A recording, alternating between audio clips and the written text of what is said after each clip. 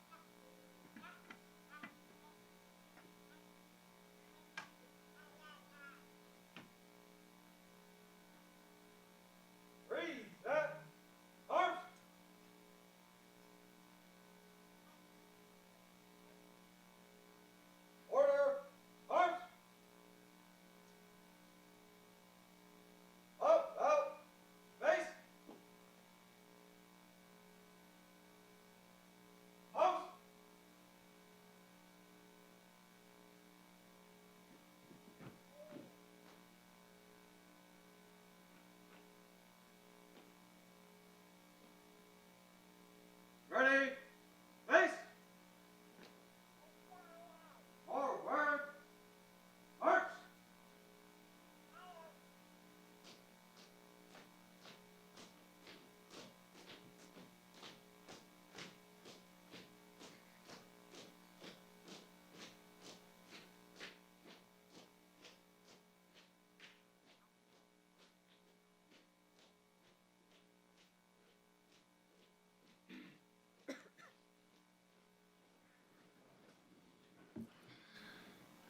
Mr. Mulholland, would you please call the roll?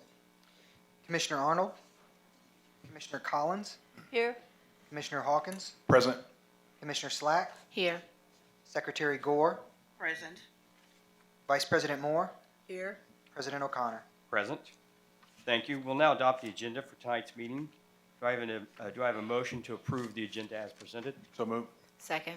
It's been moved and seconded. All those in favor signify by saying aye. Aye. Any opposed? The agenda is adopted.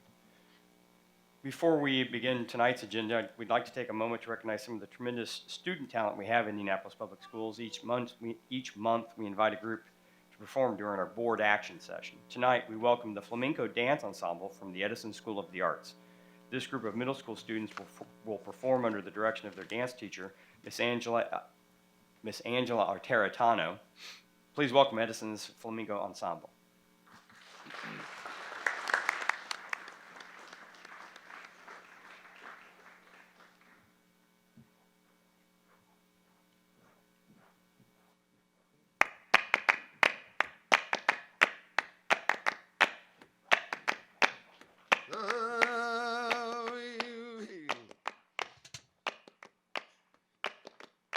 Ay, en la isla Baleares se me perdieron las alpargatas.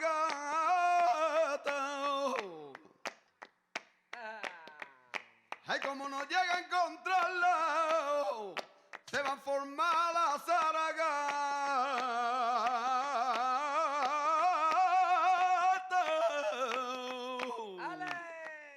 Ay, en la isla Baleares se me perdieron las alpargatas.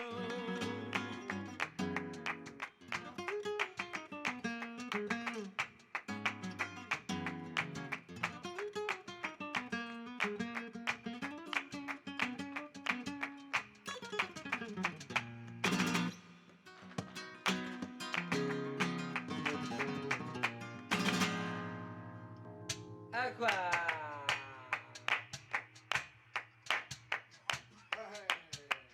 Ale.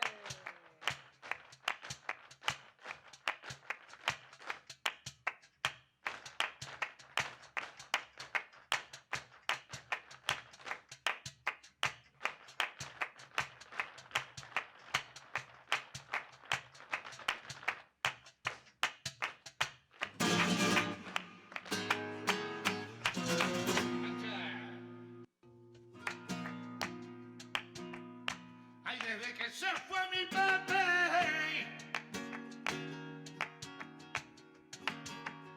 ay, desde que se fue mi Pepe y el huerto no se ha regado. ¡Ale! ¡Ale! Y la hierba buena no crece, ay, y el perejil se ha secado.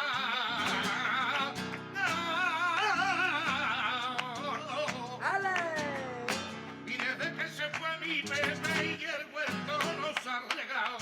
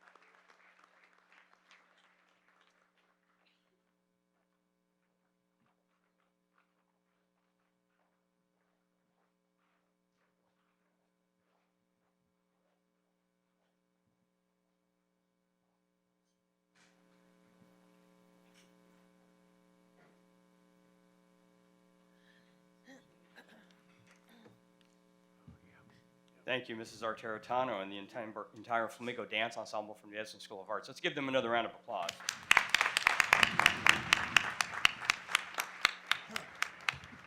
Also, during each month's board action session, we'd like to take a moment to honor someone who has made a significant contribution to the district, affecting our students and families in an extraordinary way. Tonight, that person is Kathy McElroy. Superintendent Johnson, if you'll join me at the front of the stage, I'll ask Commissioner Hawkins to introduce tonight's honoree. Kathy is a parent volunteer at Short Ridge High School and has taken it upon herself in both time and money to improve the school. She revitalized their courtyard with a garden and a newly built stage. That is where the fall play is taking place, by the way. She also started a cooking club. Students learn how to cook and enjoy their meals together. The class lists 6 weeks and is one of the things students look forward to the most. Please join me in thanking Ms. McElroy for her outstanding service and dedication to the students of Short Ridge High School. Thank you.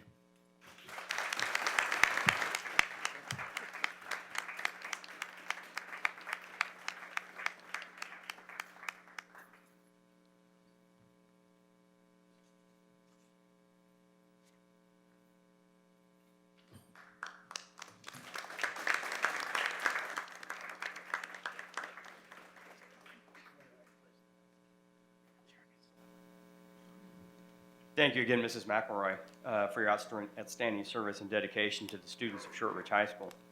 Moving to section 3, opening comments. Does any commissioner wish to offer opening comments this evening? Commissioner Gore? I would just like to comment that Commissioner Hawkins and I had an opportunity to attend the second annual racial summit held on Marion College's campus, and it was well orchestrated, and it was a very productive summit. And I can see that our teachers are moving in the right direction toward including equity in their academic. So thank you, Dr. Payne, as usual. No other comments. We'll now receive public comment from those individuals who signed up to offer comments to the board this evening. Comments related to a specific item on the agenda will be heard during that time.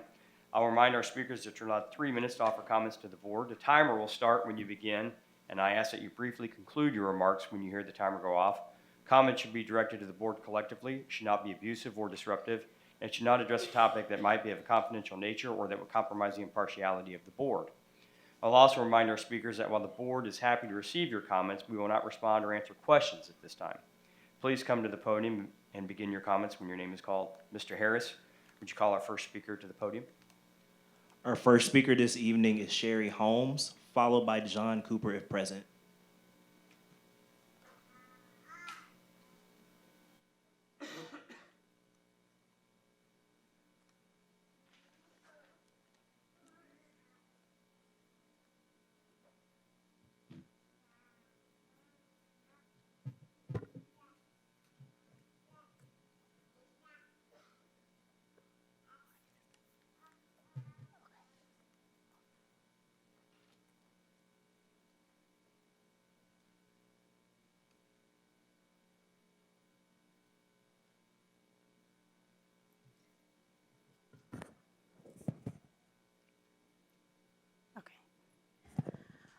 All righty. Good evening, Superintendent Johnson and members of the IPS Board of Commissioners. I am here representing parents, grandparents, guardians, and concerned citizens of IPS. Everyone who has signed the letter I'm about to read to you wants to ensure that every child in the district has an equal opportunity to succeed. We know that you also share this goal, and we're asking you to join us in researching and addressing the opportunity gap that exists in our schools. Included with our letter, you will find examples of data from the Indiana Department of Education that we have reviewed that shows ISEP passing rates for 2018 separated by race and ethnicity. As you will see in traditional non-invasive IPS schools, only 13.7% of Black students and 23.9% of Latino students are passing our state tests.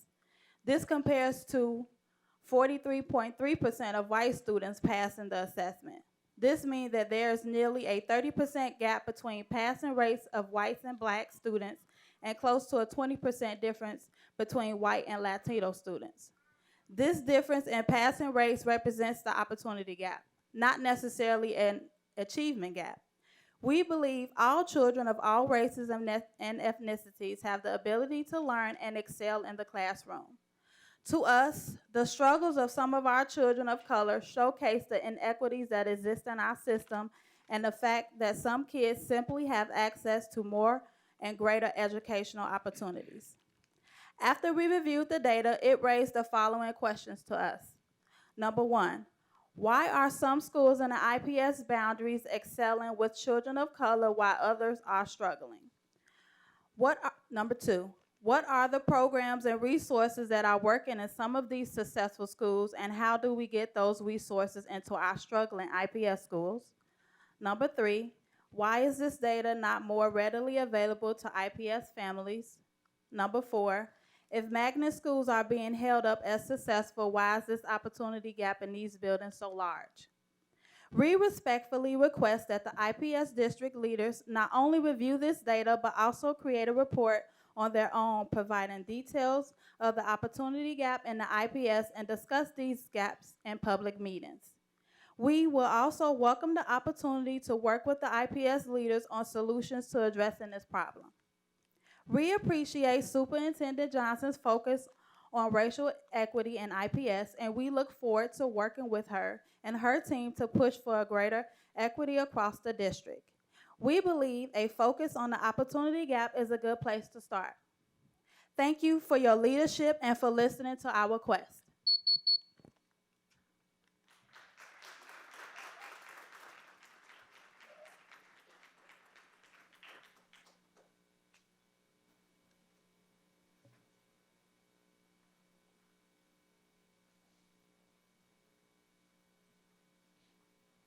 Good evening, Superintendent Johnson and members of the board.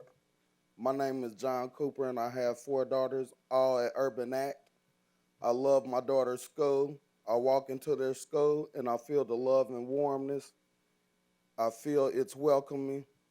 As a parent, I want what all parents want for my daughters. I want them to have the best education they can get, to have successful futures. I want them to have all their dreams come true. I want them to have a better life. I don't want them to fail. I don't want them to be failed by any school. So as an IPS parent, I am concerned about the opportunity gaps in our schools. This is about one school, but instead about many of our schools. I looked at the data for the 2018 ISTEP scores, and what stood out to me was the huge difference between test scores for white students and all children that look like mine. I almost like our children are being treated differently from other students. I feel like something is missing for kids like mine. My children deserve to have the same opportunities to achieve as white students. As a parent, this data scares me, but sadly, it doesn't surprise me. Historically, this have always been the case of people of color. I am to ensure you all children have the same opportunities to succeed. Looking at the past ISTEP scores, I think it is critical that we act on this. The opportunity gap at IPS schools are huge. There is no reason there should be 30% difference between white and black students. We need to make some changes. It is so important that we push hard and hold schools accountable for educating all children, not just white children. Please review the data of the test scores across IPS. This data shows that we have a clear opportunity gap in our schools, even in some of the popular programs. I hope I see a report addressing the data, and I hope y'all reach out to parents like me who want to see changes for our kids. I am so happy to see our leader, Superintendent Johnson, pushing for equity across our district, and I really believe focusing on opportunity gap is a great place to start. Thank you for hearing me out.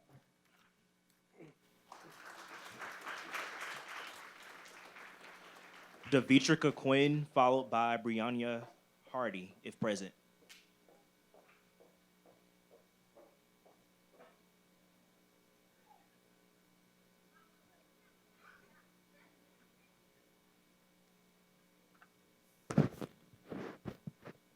Good evening, Superintendent Johnson and members of the board.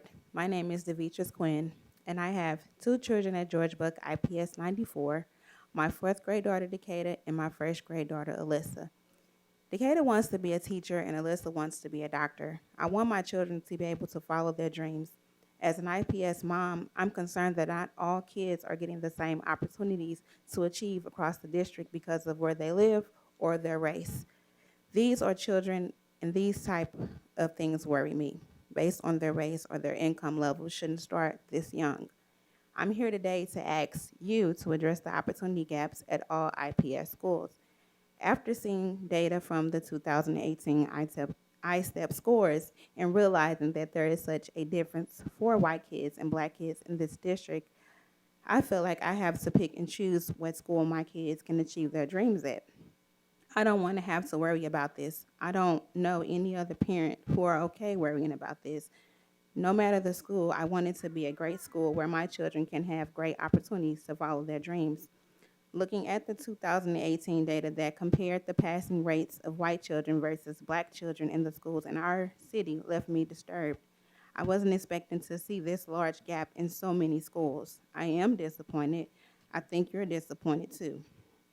I'm glad to see Superintendent Johnson talk about racial equity mindset. I really am. through this new mindset and the goal to engage more families. I hope that more parents become aware of this data and more parents are engaged with this district. Looking at this data from the past, I want to know why Black and brown kids in IPS aren't getting the same education as white kids. Looking forward, I want to know what you will be doing to fix this. I want to partner with you in fixing this. I hope we look at schools a few blocks down the street, even schools that aren't IPS schools, who are doing a better job educating kids of color. I want to know what are the schools that's close the gaps doing differently. Can we make those changes and make sure our kids have the same quality education? I want to be engaged and informed as you move forward to make improvements for the kids like mine, because I don't just want this to be better for my kids in IPS right now, but for kids and for generations to come. I hope I don't have to pick and choose schools for my 1-year-old Kingston. I hope I know that I can pick an IPS school and he can follow his dreams there and get the same education there as anywhere else.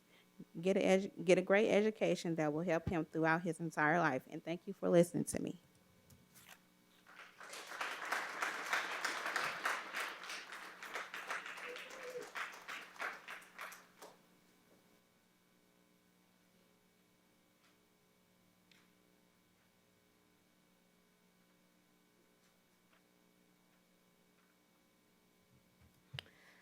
Good evening, Superintendent Johnson and members of the IPS Board of Commissioners.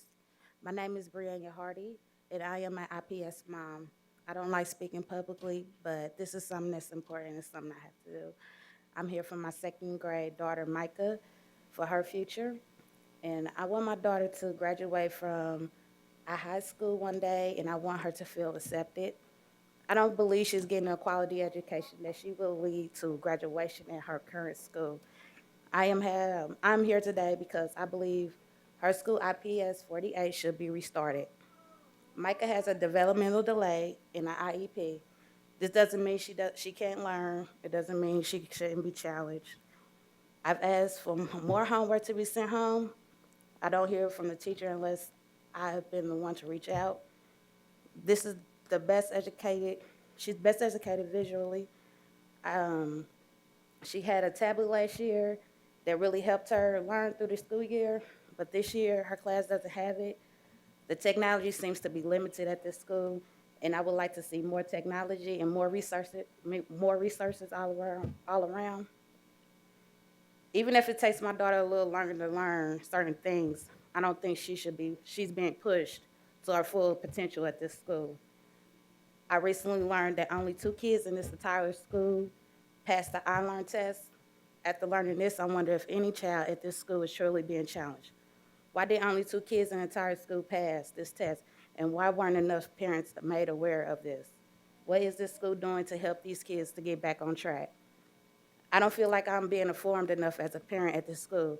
Sure, sometimes we get progress reports, but the lack of students passing the state test, I just wonder if the kids are just being passed along. As a mom, I want this school and any school my child attends to challenge her to her fullest potential and also assume that she can do more and learn more and accomplish more. Don't limit my daughter because she has a disability. Don't limit these students because the school is failing. My daughter has attended 48 since preschool. Until recently, I just didn't know it was a failing school. No one told me that school was F grade for several years now. The school doesn't broadcast this, but if they wanted to change, they should have asked for more involvement and more input from the families at this school. Between the failing grade and the iLearn results, the lack of parent engagement, it's left me to question if my child should continue her education at this school. I think our parents of 48 should be questioning the same. The school needs dramatic change to be a school that is capable of challenging kids who haven't been challenged, to be a school to pass state exams and keep parents informed. Please consider restarting this school so parents like me don't have to worry about the quality of education their kids are getting or not getting at School 48. Thank you.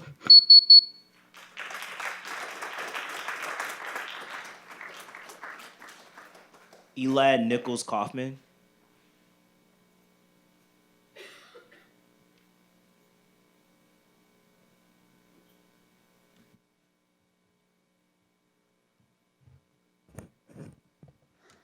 Good evening, IPS board commissioners and members of the IPS community.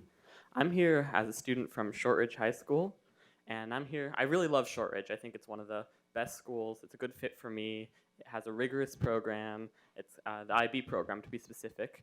And I'm here to say that we need to make sure that Shortridge remains 100% IB for the whole school. And I think this is important for several reasons. And first of all, I'd like to start by dispelling the myths that the IB program is not compatible with the music and arts program that was brought in from Broderpool. You know, the IB, the IB has two different paths. It's got the diploma program and the career program, and the career program was intentionally brought into Shortridge. We're one of the first schools in the country to bring in that program because it is compatible with the music program. You know, we can still work to improve our music and arts program, but having IB does not mean we can't have music and arts.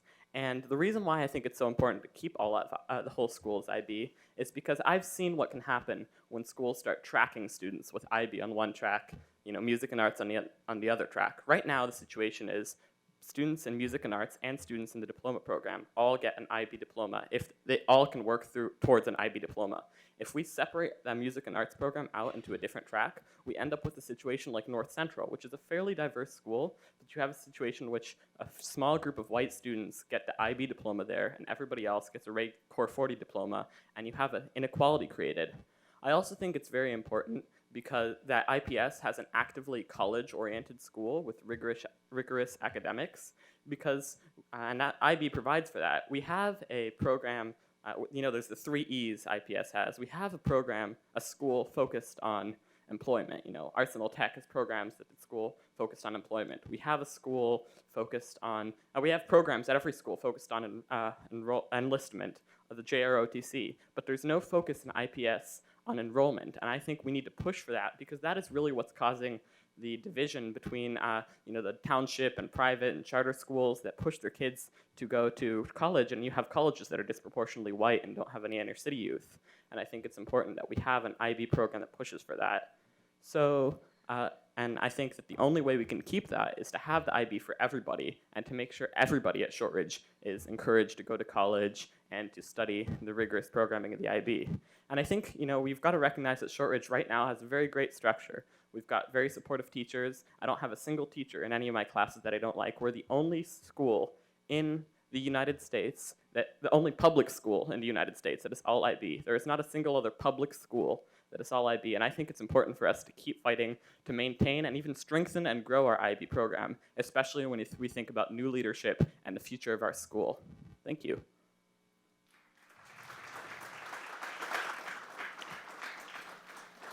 Shanita Mullen.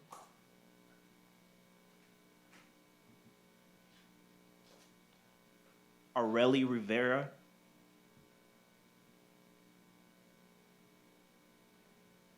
That concludes general public comment. President O'Connor. Thank you, Mr. Harris. Having received opening comments from the board and public, we'll now proceed to the consent agenda. Are there any questions or requests to remove an item from the consent agenda? Hearing none, do I have a motion to approve the consent agenda as presented? So moved. Second. It's been moved and seconded. Any comments? All those in favor signify by saying aye. Aye. Any opposed? The motion carries. There are no board reports this evening, so I'll now turn the agenda over to Superintendent Johnson. Thank you, President O'Connor. There are 2 superintendent reports to be presented this month, items 6.01 and 6.02.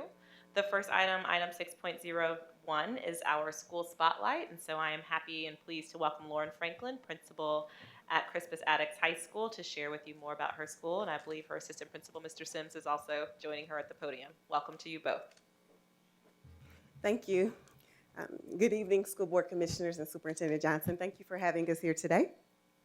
Mr. Sims is going to actually hand out a publication hot off the press, a local publication where Crispus Attucks students were featured.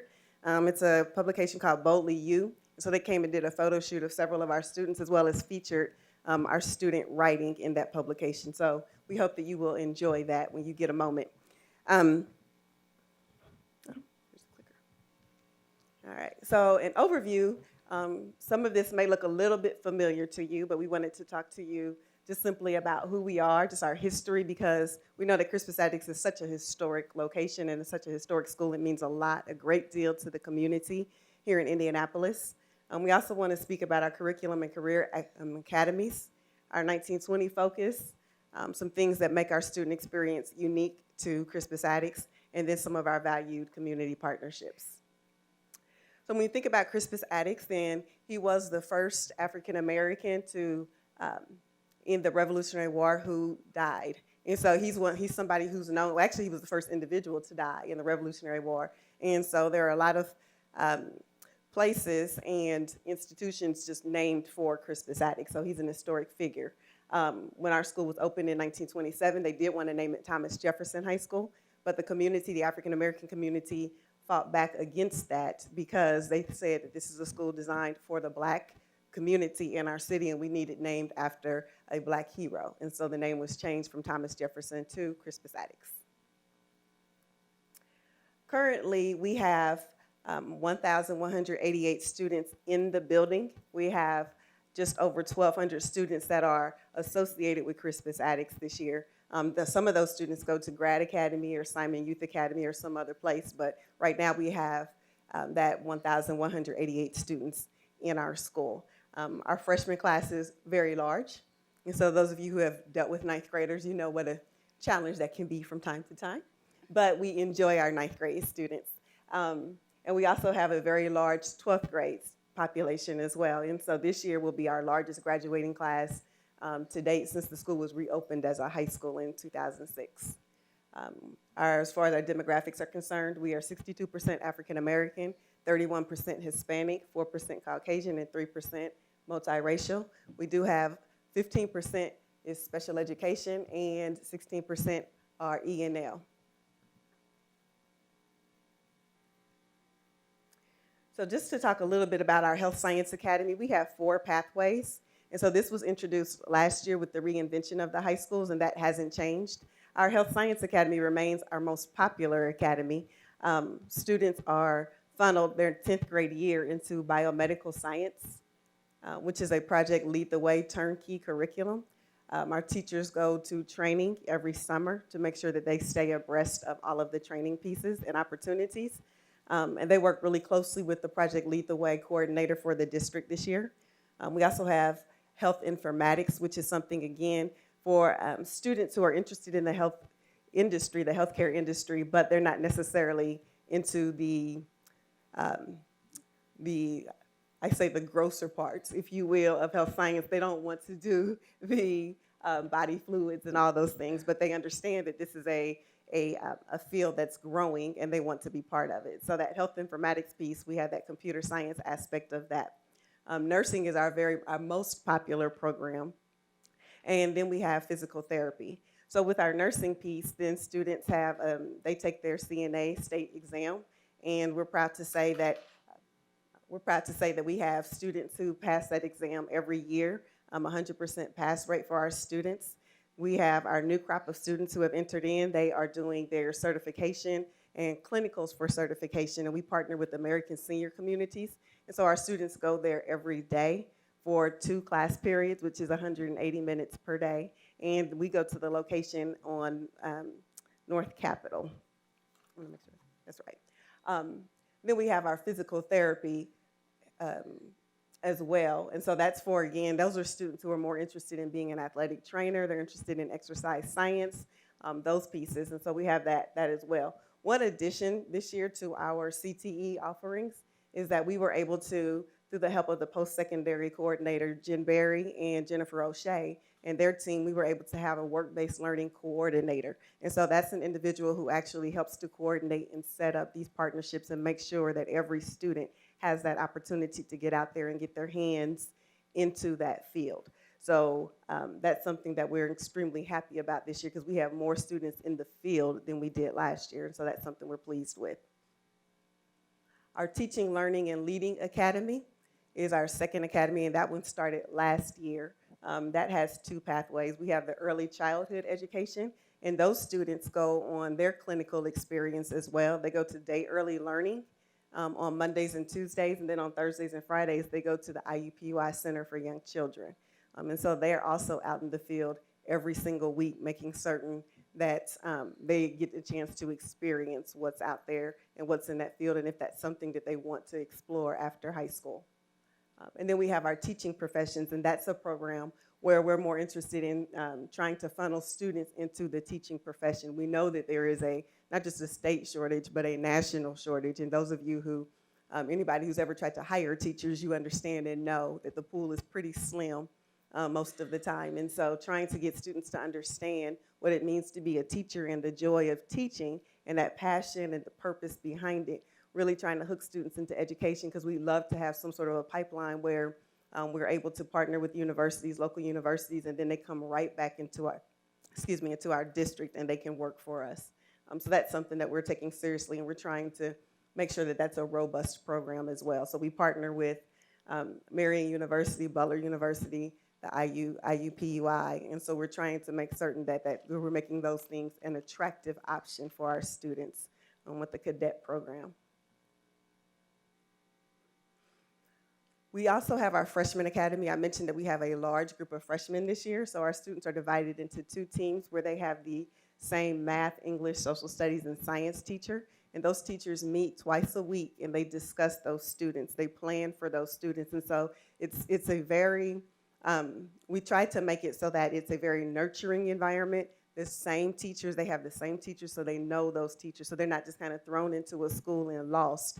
And so a big, huge part of the Freshman Academy is that we're trying to acclimate and transition students appropriately from the middle school environment to high school. And so it's really about wrapping our arms around those students, making them feel comfortable, helping them to understand, and have those conversations with students about, for example, their grades, and looking at what's a GPA, what's a transcript, how are you earn credits, what does all of this mean, what does it look like? And so no longer are students just kind of lost, and they all have to understand and know how many credits it takes to graduate.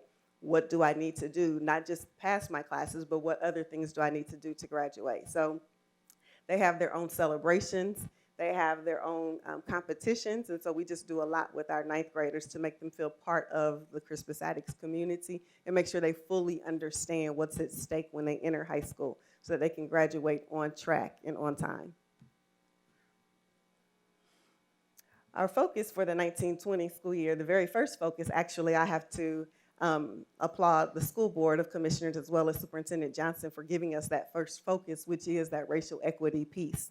And so when you take a look at it, our staff will reflect, discuss, and implement various strategies that will address practices of racial equity within our school, and that will benefit our entire school community. And so as somebody who's been in the district for a period of time, a long period of time, then I just really applaud the work that's happening right now. Dr. Payne has been a longtime friend and mentor for me, as well as just different experiences that I personally have observed as well as experienced on my own, and things that I thought that were not quite right. And so I just really appreciate that we have the permission and the freedom this year to address those things head on. And I just appreciate the research and just kind of the seriousness in which we are addressing racial equity. And so as a building leader, I want to say that is making a huge difference within our school. And so on a monthly basis, we are having conversations in our faculty meetings around racial equity and what things mean. In our PLCs, we're having those conversations as well, and looking at our data and looking to see African American boys, African American females, Hispanic girls, Hispanic males. And we're taking a look and saying, what's the discipline tell us? What are the grades telling us? Who has the most F's in our school? Who's failing right now?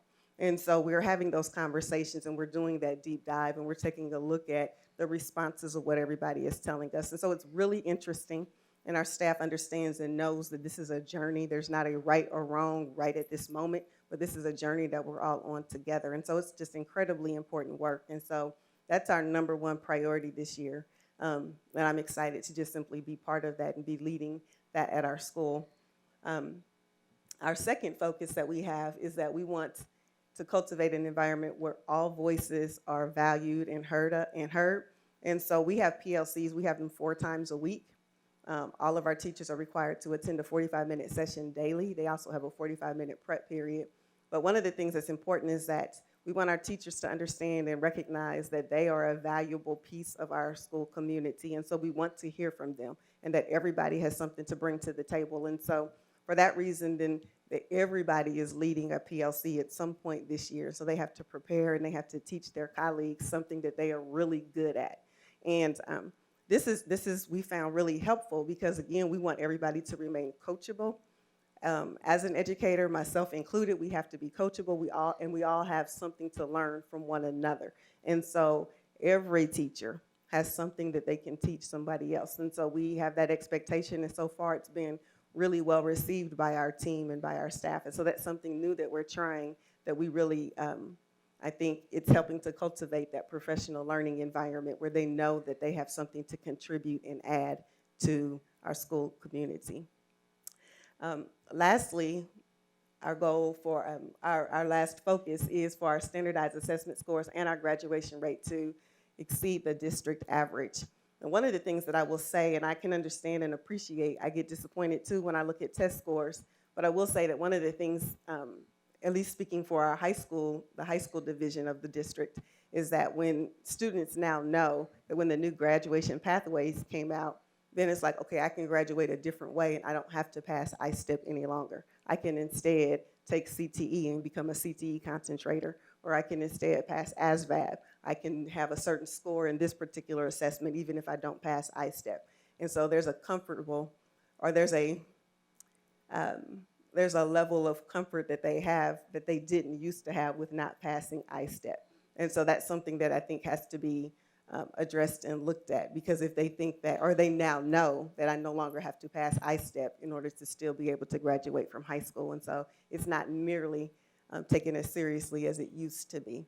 And so that's one thing that accounts for high school assessment scores, not just at Crispus Attucks, but across the board.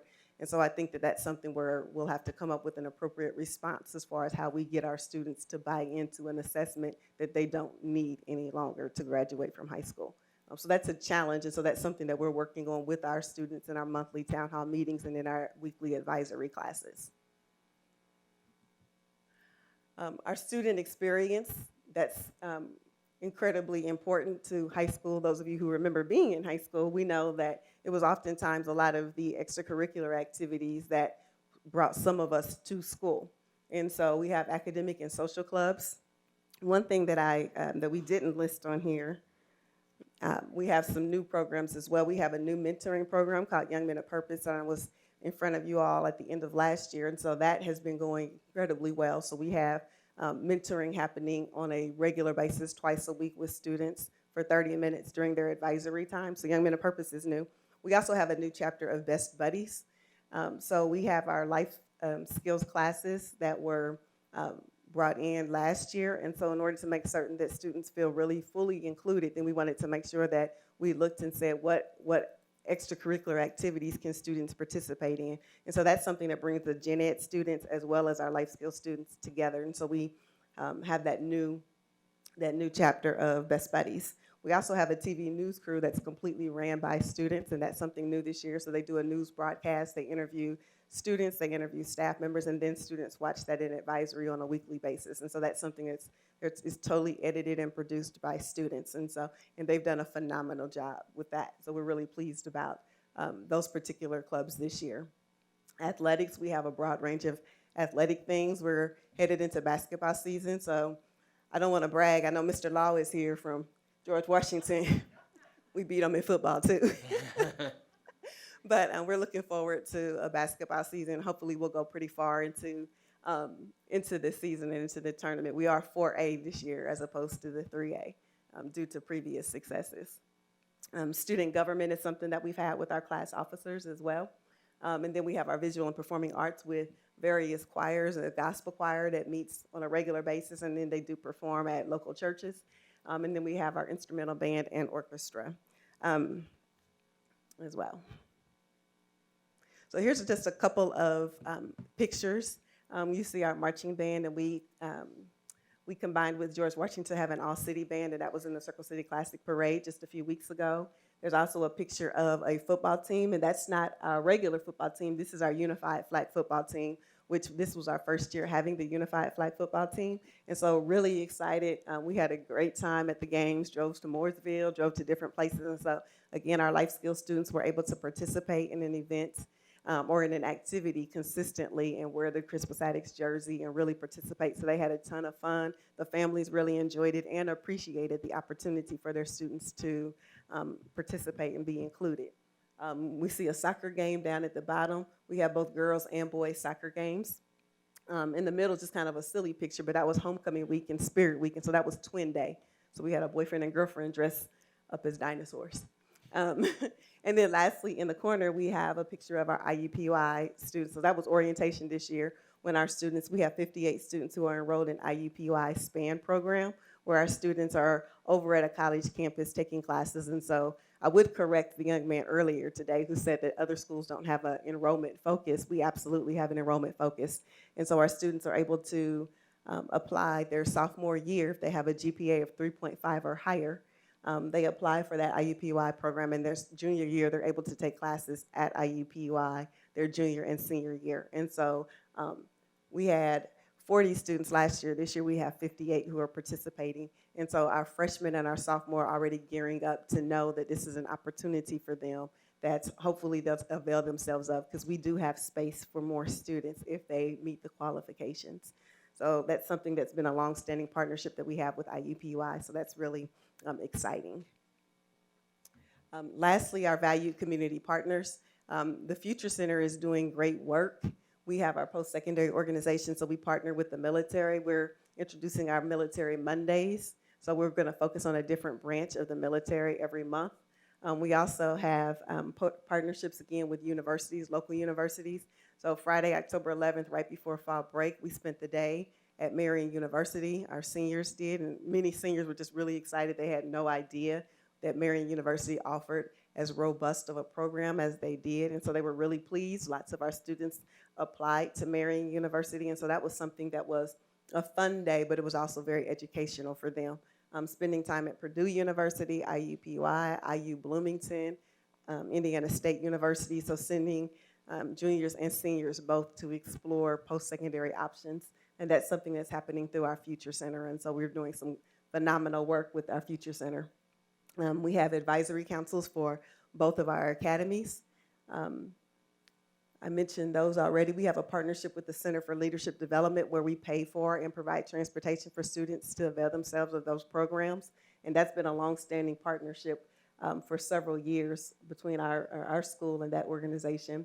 Our alumni are very active. We have an alum in the audience, Carol Craig is here, and so she's active with our Alumni Association. Our PTSA, Parent Teacher Student Association, is an amazing organization. They do a phenomenal job as well. We do have mental health services, and we partner also with the IU School of Medicine, and they bring our kids over for a mini med school twice a year. So students are able to shadow med students and see their work. So with that said, that's just a snapshot of the good things happening over at Crispus Attucks this year. Are there any questions at this time? Commissioner Collins. Thank you, Principal Franklin. It's very impressive, all the wonderful things that are going on at Attucks. I'm curious to know if the SPAN program is offered free for IPS kids. So I do know that they had a few students from Tech that attended, but I'm not sure about the other schools. For our students, there is a $5,000 scholarship that's attached to each student. So they pay that tuition for them. As a school, we cover the cost of their textbooks, and then the district picks up the cost of the fees. And so if you remember being in college, I didn't remember initially, but there's technology fees, and there's just a variety of different fees. And so that money is covered through the district. So the students themselves pay zero. There's a zero cost for students to attend this program during their junior and senior years. What do you know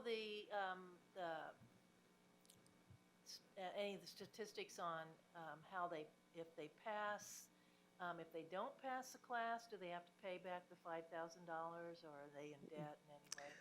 So no, ma'am, they don't have to pay back the $5,000, but instead they are dismissed from the program. And so what they try to do, they have what's called a summer seminar. And so once they're accepted into the program at the end of their sophomore year, then they go through a summer seminar. And at that point, if they're not taking it seriously or what have you, then they are dismissed from the program. There are times when, and they have to have an A or B in the class at the end of the semester. So if they get a C or below, then they are dismissed from the program. So that part is something where we try, and Mr. Sims, actually my assistant principal, he's the one who's in charge of the IUPUI program. And so he sits down, I sit down, we counsel with students who we know are struggling. And so there's an advisor, though, that's assigned to this group of students on campus, and she's the one who notifies us. And so the students have plenty of support if they reach out and communicate with that. And so we do have students who are dismissed from the program every year, but it's a minimal amount once they get through the summer program. correct. And so maybe 3, but I would say there's never been more than 3 that have been dismissed in a semester. I appreciate hearing the supports that go through the summer, and that way you can find those who are, most likely to be able to finish the program. Yes, ma'am. And thank you. Commissioner Gore. Thank you very much for being here. Along with Mrs. Craig, I'd also like to say that I'm a Crispus Attucks alumni. I apologize. Yes, ma'am. But there were some real positive things that you shared with us tonight, and I really appreciate that. Thinking about our students that are in the teaching profession, do they get an opportunity to shadow teachers in a classroom ever? I mean, I think years ago, when I was in school, we did some shadowing when I kind of took some of those classes, and it gave you a real idea of what the teaching profession would really be like. So do they get that opportunity? So they do have an opportunity to work with teachers at Crispus Attucks. However, we have to be careful because of some confidentiality pieces with their peers. They also have shadowed at elementary schools within the district, and that kind of lessens the confidentiality piece a little bit more. But yes, ma'am, they do have that. And so that's something that, again, trying to make that a more robust program and to incorporate the cadet teaching in there. So that's something that we're working on with IUPUI School of Education. Thank you. Commissioner Moore. Good evening, Principal Franklin. Couple questions. Yes, ma'am. Okay. First of all, I want to say that my daughter and my mama went to Crispus Attucks, and my daughter was in the IUPUI SPAN program. Is this still where the kids can get up to 18 credits? Yes, ma'am. And so I just want to say I think that has been was a very good program because, of course, I benefit from it, and most parents would too. That means you only got paid for 3.5 years of college. The next thing I want to say is you said earlier that you thought that the fact that we had different pathway for graduations, I want to know your thoughts on whether that is positive or negative, because I've always thought that, if some of our children do not pass I-STEP, then there was a tarnished feeling, around the children. So have you found that to be beneficial to the children? I recognize that, of course, we don't want IPS to be a school of constant failure on the test, but do you find that to be very supportive and very helpful for our children? I definitely do. So it's just kind of 1 year that we have under our belt with the new state pathways. I definitely think it's beneficial. But it's a catch-22 as a school and as a district because we're penalized when students don't pass the test. And so that kind of hurts us as a district and as a school community. But I think that you're correct. I do think that there is a effect when that student takes that test for the first time in 10th grade and they don't pass math or they don't pass English language arts, and then they take it again. They take it twice their junior year, and then they take it two more times their senior year. And so I absolutely think that impacts negatively on a student in the way that they think about self and their psyche. And so I do applaud and appreciate that the state has another way with the pathways. But I do think that they can't continue to penalize schools. Do you know what I mean? And so I think that's going to be something that's going to have to be addressed sooner rather than later. And so I would make an assumption, I'm making this for the Department of Education, I would make an assumption, though, that we're going to begin to track our children to see if those children are able to be as successful going in pathways that are important to them and being employable, and so that we can then start to look at different ways, because we continue to say that every child learns differently. We want to have choices for our children, and we believe that everyone doesn't learn the same way. Then we have to be open to allowing our kids to grow and develop and be successful in the way that they can. And we need to track those children to see where they are, so that we can determine whether or not this is something that we should also be looking at, other than just I-STEP, I-LEARN, or I-STEP 2 PLU. So I mean, that's just my thought. That was just for the Department of Education. Thank you. Thank you. Commissioner Slack? Thank you, Principal Franklin, for being here. Appreciate your presentation. I guess that my only question I had was, you mentioned advisors. So on slide 8, you talked about your freshman academy. Are there, do they have advisors attached to them, since they're broke up in 2 different teams? And how do they track these students throughout the year? Yeah, no problem. So actually, our students have their same advisor for 4 years. And so what we try to do is have a group of no more than 25 students in a class, and then they meet on Wednesdays and Thursdays for 30 minutes. And we, by the month, plan that advisory curriculum. And so for the month of September, for example, it was all about College Go month. And so they had to explore colleges. They did a door decorating contest. So there were a variety of activities that they did during that month. But as students get more and more familiar with that advisor, then they don't change from year to year. And so whoever their advisory teacher is, their 9th grade year, that's the same teacher they have 10th grade, 11th grade, and 12th grade. So my background is I was a Montessori teacher at School 91 for 7 years. And we did that. So we kept our students, so I had 3 grade levels in one class. And I think that really lends itself well to just the relationship building that I had with my students and with my parents. And so I do think that the longer we can keep a student and a teacher together, then the more successful they are. And so our teachers are required to have data talks with with the students in their advisory group, and just a variety of things that we require. And so keeping them together for those 4 years, I think, makes a big difference. Thank you. I appreciate that. That's a lot of students for 2 different advisors, right? So you have 2 different advisors? So no, they just have one. They just meet twice a week. Okay. But they have one. All right. Thank you. Appreciate it. Commissioner Hawkins? Principal Franklin, thank you for being here. Appreciate the update. I just want to lift up and acknowledge the fact that it was just so incredibly uplifting and encouraging to spend some time with students on the 11th at Marion. And congratulations. I'm looking over your shoulder at the W on the gridiron or on the football field. I'm sure there'll be an opportunity to do that again, but it was great to spend time together, and just the feedback from students and hearing about their experiences were just powerful. So I'm hopeful that will continue, and so again, thank you for doing that. A different question, or maybe comment question, I guess, is I did not attend Christmas Attucks like my amazing colleague, but family did, or also worked, instructed at Attucks, and so how do you integrate this is hollow ground, right? Christmas Attucks High School, and so how do you integrate the history of this phenomenal and this story and legacy into the day-to-day experience for our students? Because I think that core is critical as students move on. Whatever pathway they take is sort of that nucleus of knowing where you're coming from is so important. So I just wanted you to, if you could respond to that, just with a few comments. Certainly.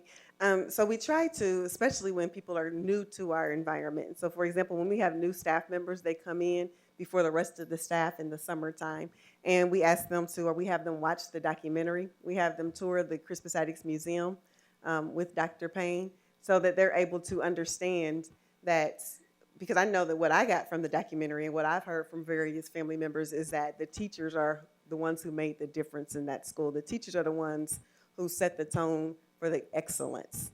And so making certain that the adults, when they first accept a job at Crispus Attucks, and they understand that there's an expectation of excellence that we have of you and the work that you're going to do and how you're going to change lives. And so I think that that's incredibly important, that you start with the staff members and getting them to understand what a special and unique place Crispus Attucks is. Then the next thing that we do is for all of our new students, then we also view the documentary and then have conversation around that documentary and what it means to be a student at Crispus Attucks. And so for those of you who have viewed it, it is lengthy, and so we try to do it in chunks, but we have that conversation as well. So it's not just watch it and then go about your regular life. It's watch it and then let's have a conversation. What stood out to you? And so we have questions around the documentary piece. And some kids, they don't care at that moment. They don't understand. It doesn't mean anything. It doesn't, it doesn't signify anything. They don't know anybody who graduated from addicts or whatever. But again, it's just trying to get them to understand that this is a place of excellence. We have a monthly town hall meeting on the first Friday of every month. And so we try to talk about that excellence piece and that standard and what does it mean to be a Crispus Attucks student? What is the Crispus Attucks way? And are we living up to expectations here at our school?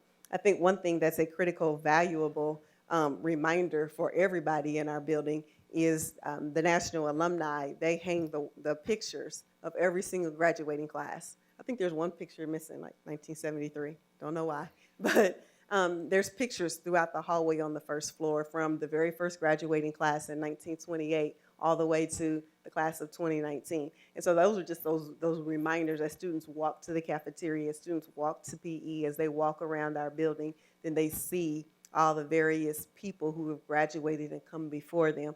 And so I think that alone is just a powerful reminder that you've got these kind of just faces looking down at you and understanding and knowing that that there's that expectation that alumni have, and there's an expectation that the community has of you as a Crispus Attucks student. And so I let them know that there's no other place like Crispus Attucks in the United States of America. There's just no other place like our school. Mr. Moore, you have another question? Just one other question. Based on the equity training, how do you feel that it's going to feed into the sustainability of teachers? Do you feel that we will be able to, or you will be able to sustain teachers longer, or what is going on now with you in that? So I think that it is hard. I think that it's about people being open to the conversation.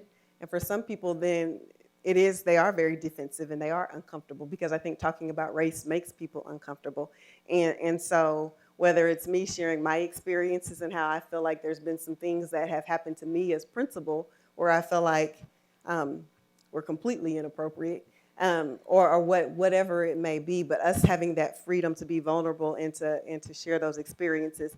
And I think that there are some teachers who really, really just appreciate the conversation and they're happy that they have the space to have that conversation. And then, as we can imagine, there are other teachers who I think are not so open to that conversation and they don't want me to point out that these kids always excel in your class while this group of kids seem to routinely fail your class. And so why is that? And what can we do differently? And what's a strategy that you can try? And so we try to make it so that it's not accusatory or judgmental in some way, but that it's more just looking at the facts and looking at the numbers and why do you think the numbers are telling us this?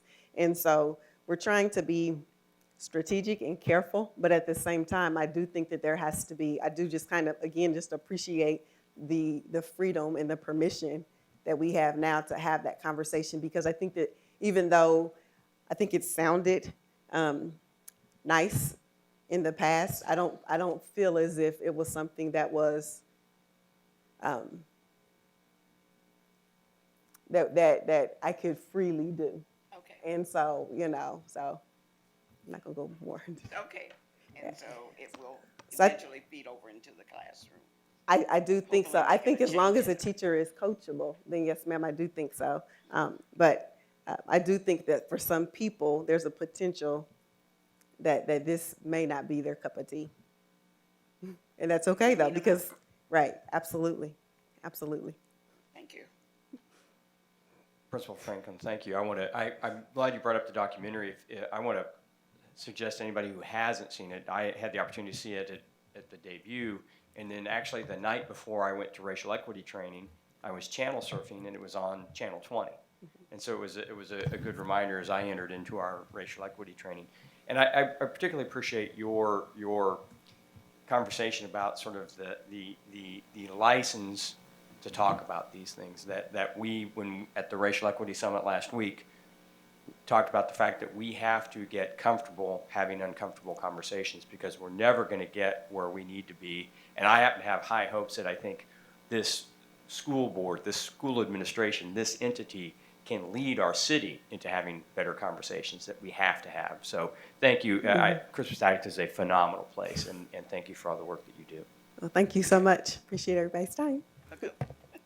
Thank you, Principal Franklin. Thank you, Mr. Sims.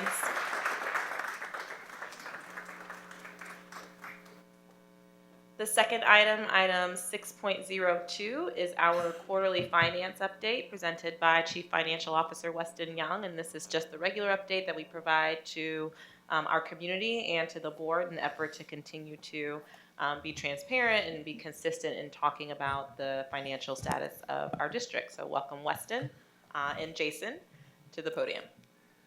Thank you, Superintendent Johnson. Good evening, Commissioners. Evening. There's a lot of interaction today. 2019, first quarter finance update. We're going to review the appropriated funds, the cash balances, our supplier diversity initiative, give you overview of some of the budget updates on the current year and also for future planning, and then finish off with an update from Jason O'Neill of Policy Analytics, who presented a more detailed and robust presentation at our Finance Committee in September, but he's going to provide board highlights and takeaways from that report.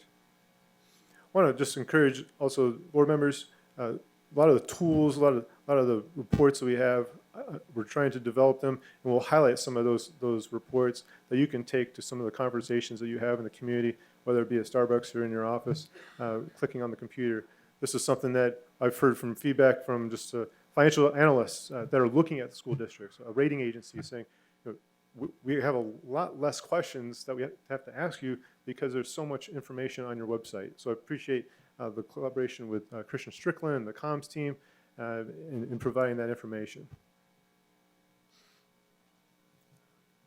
So the first quarter of 2019-20, if you remember, we've had a big shift in our fund structure.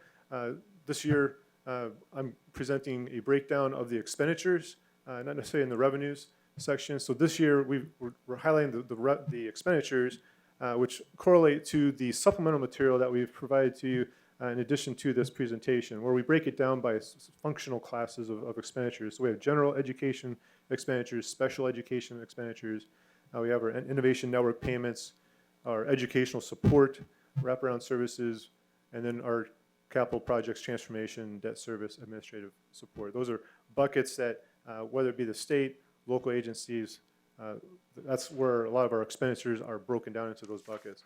I want to highlight a couple that are of note. So the general education and special education funds, budget to actual for the first quarter of the year, just note that the actual expenditures are lower than the budget amount. Just remember that collective bargaining is in process, and so those agreements that are reached here in the coming month will get paid out later in the year, and so we'll see those actual to budget numbers coalesce together. We also see the operations funds and capital projects. A lot happening on our capital projects with referendum and also the final processing of the high school reinvention, and then also the transportation funds. We've really worked the last few years on lowering our transportation spend. We highlighted that at the last quarterly update that last year was $9 million less than 2 years prior to that. However, the $4 million versus the budgeted here is really just a matter of timing adjustments and when payments have started to flow in the billing cycle of our contractor, not necessarily highlighting $6 million of operational efficiencies. We'd love to have that. At the same time, just want to highlight that as a difference. When we look at our cash balances, this is a 9/30 quarter end. Therefore, just remind you that we receive property tax payments in December and January, or December and June. Our cash typically in the September and the March are typically a little lower than those semi-annual month ends. And so our cash balance at 9/30 is roughly about $140 million, broken down through the functional funds there.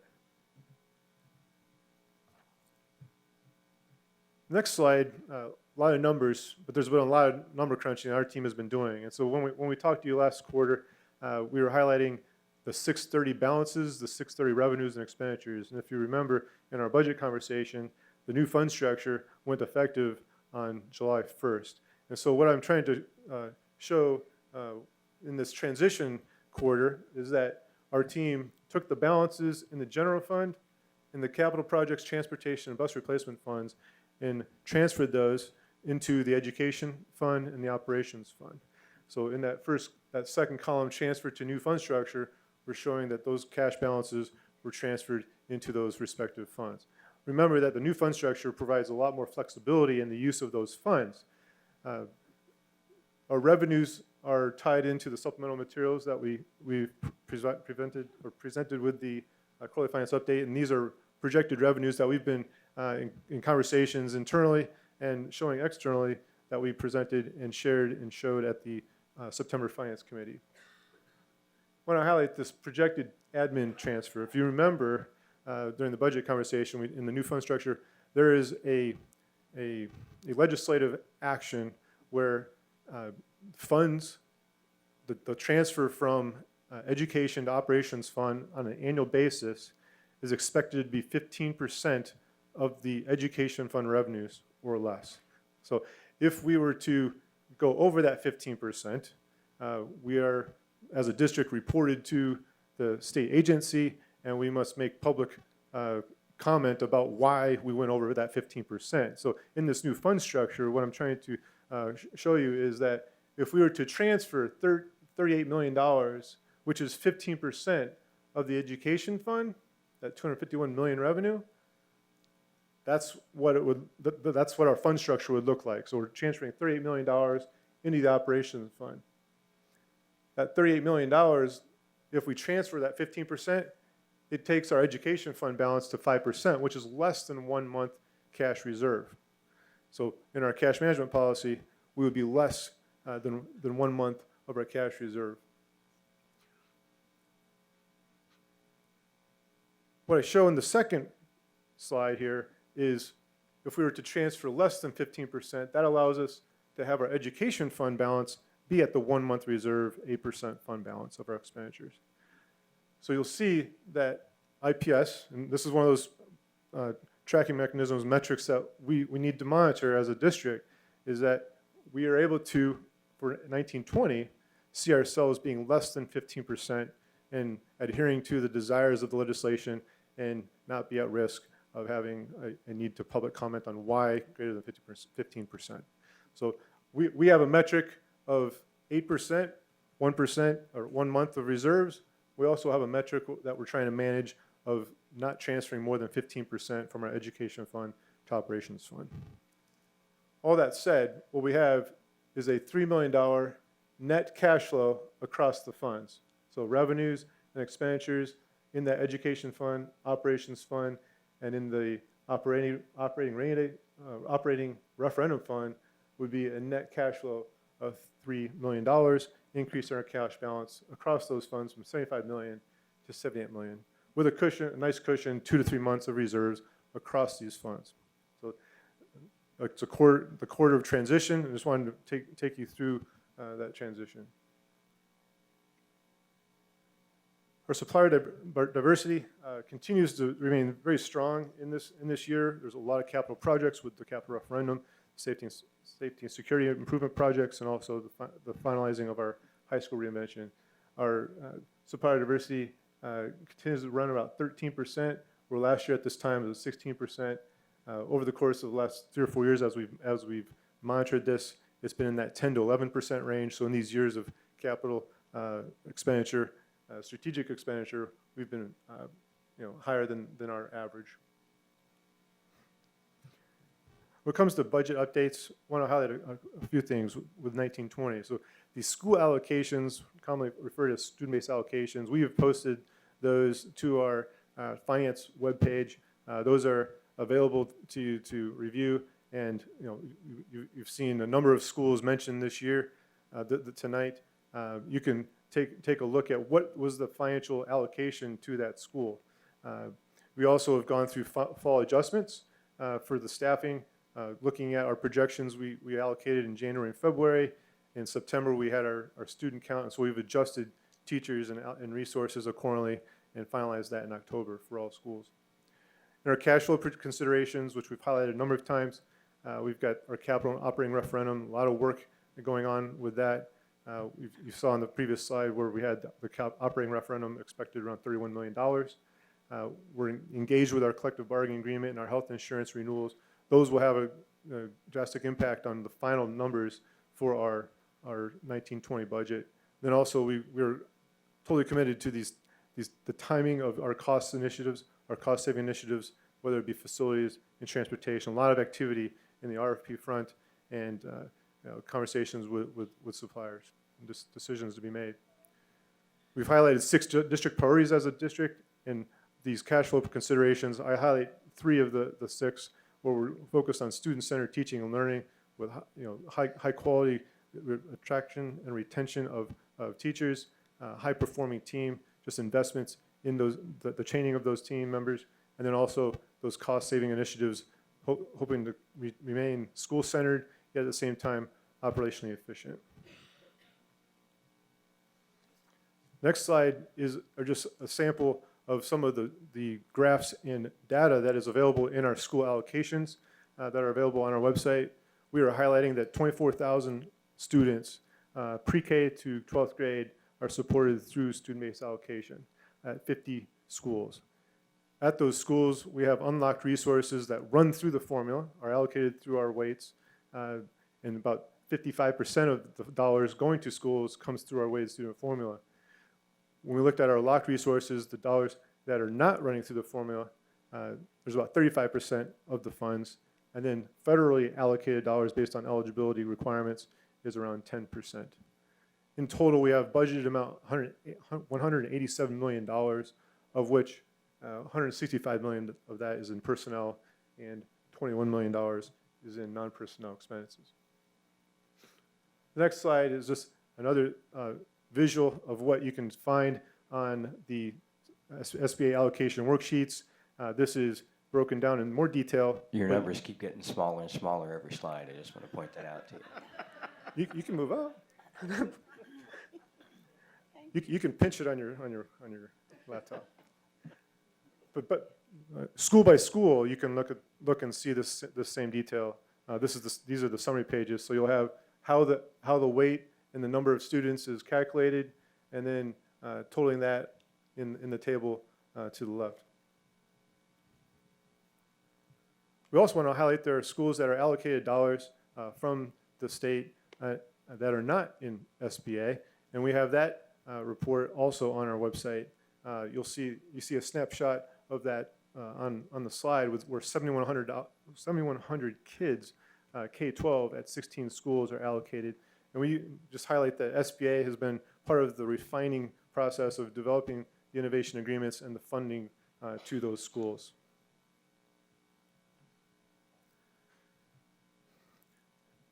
Next slide highlights over the course of the last 4 years, our finance team has been tracking the encroachment, the underfunding of our highest need and most vulnerable students. We have an opportunity at the state level to be at the table with legislators to talk about complexity funding. So you saw last quarter we talked about what is funded by complexity, and in a conversation with legislators last week, myself and the CFO of Fort Wayne and other large urban districts in the state shared some of the data that we had all come together and shared, and pretty much every one of us had the same story, but this is not the story of just urban. This is the story of suburban and rural. And in conversation with legislators, we highlighted that over the course of not just 4 years, but last year, $30 million came in to meet the needs of SPED students, but the cost was $50 million. And so what we've done here is taken a table and made it a trending slide. And so what this shows is that 10% of the education dollars, 10% of the dollars coming from the state is used to fund the unfunded mandates of meeting SPED students' needs and ELL needs. Getting into the 2021 budget development timeline, next month we will continue to iterate on what the formula for student-based allocation should be going into the next school year. We'll be looking at what our projected revenue and expenditures will be based upon decisions made this year that we're aware of and also planning. In December, we plan on bringing a weighted student formula policy to the board. This is something that we've brought the last 3 years, and going into our 4th year, look forward to iterating on that with you. In January, we plan to provide those allocations to the schools and the school leaders and the teams there so they can plan for that 2021 school year. We look at some of the statutory budget development process where we iterate with the board and the public about, here's our max amount of spend and also our tax rates. That's something that we'll be looking at in March to finalize and then adopt in late March before the April 1st deadline. From here, we want to turn our eyes towards the revenue projections that really are focused on the property taxes. Because IPS receives over $100 million annually to fund operational support functions and debt payments, a key driver of budget development is the projected revenues related to property taxes. And following a decade of unprecedented economic vitality, both locally and globally, IPS is closely monitoring projections and the impact an economic downturn could have in providing sustainable cash flow to support district priorities. IPS has engaged Policy Analytics on an annual basis to complete a property tax-based analysis. The most recent analysis was reviewed in detail at our September 2019 Finance Committee. And tonight, we'll have an opportunity to have Jason O'Neill join us and provide you, the full board, with a brief overview of the highlights and takeaways of the analysis shared at the committee meeting.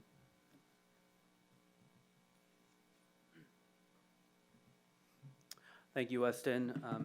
As he said, I'd like to spend a few minutes updating you on property tax-based analysis with a focus on understanding recent changes in IPS's property tax base, also with an orientation on understanding what those changes might mean for the future of the school's financial situation.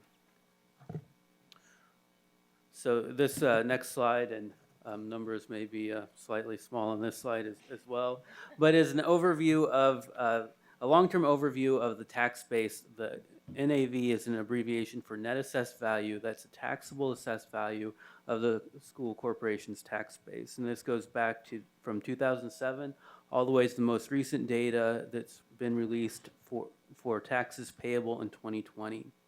Shows between 2007 into 2009 a decrease in the tax base that's almost entirely due to a change in state policy, how the property tax base is calculated.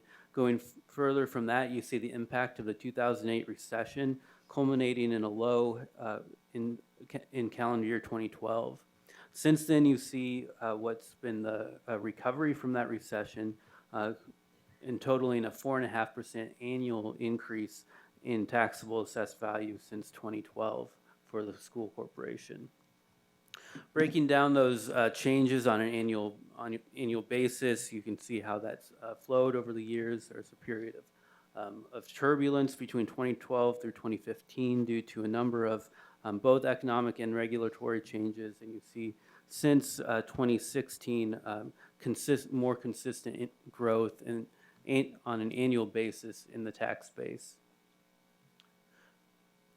Breaking down the IPS tax base by property classification, overall the tax base is fairly diversified compared to what you'd see in school districts or other municipal corporations throughout the state. About 52% of the tax base relies on residential assessed value.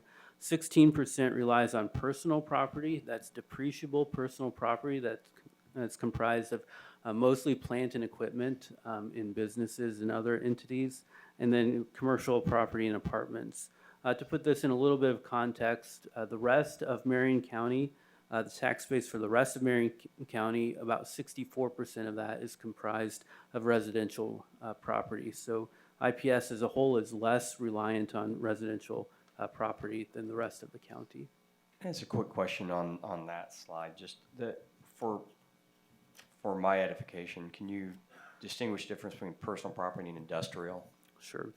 So personal property is a depreciable property, so that's plant and equipment that's owned by corporations. A lot of that is industrial.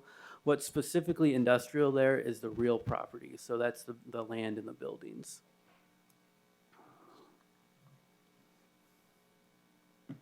The next slide looks at an index change, and so here we've taken the change in assessed value, gross assessed value by property classification, and indexed that back to 2012.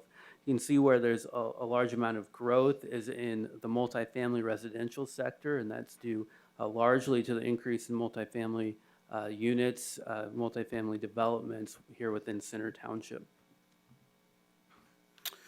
The next couple slides look at this on a more geographic basis, and if you are interested in a closer look at this, you can refer back to the presentation that was prepared for the Finance Committee. There's a little bit more detail on the geographic basis. This is average annual change in assessed value by property for Marion County, and this map shows all of Marion County. To distinguish, the areas that are in green are parcels that have grown on an average basis between 0 and 3%. So that's essentially your baseline or inflationary change. The color is yellow, orange, and red are parcels that have decreased in assessed value, and the colors that are in blue and purple or violet are the ones that have increased in assessed value. You can see that there is a concentration of assessed value increase in Center Township, and also areas of decrease throughout other areas of the county. It's a little bit more evident when we click over to IPS only. This map highlights IPS taxing district as a whole. And you can see where there's areas of capital investment and capital appreciation, mostly within Center Township and some in Washington Township, and also areas in the corporation that are seeing disinvestment or at least stagnation in some of the other areas of the school corporation's taxing boundaries. The next map shows tax-exempt property. This consists of public areas, either open spaces, parks and open spaces, institutional uses such as IUPUI or Crown Point or Crown Hill Cemetery are prominent on the map. This is just showing how much of the overall area of the corporation is non-taxable due to various purposes. Focusing in a little bit more on the residential tax base, this next chart is a comparative chart that looks at homestead assessed value by quartiles, and this is a comparison between IPS and the other school corporations within Marion County. A homestead is a single-family owner-occupied housing unit, and so that's what we're looking at now. The points in orange are the median homestead assessed value or market value in each of the school corporations. The upper point is the top quartile, and the lower point is the bottom quartile. So 25% of the properties fall below the bottom point, and 25% of the properties fall or come in above the high point. And this shows the spread of assessed value where IPS stands and a comparative look of the overall housing stock within the school corporation. Again, the next slide is more detail on IPS specifically. These are the township areas within IPS's taxing jurisdiction.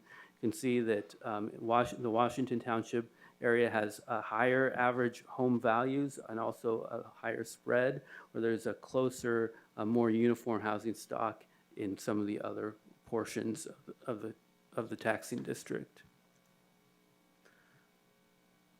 Looking at this on a time series basis, you can see how each of these quartiles has changed in assessed valuation over time.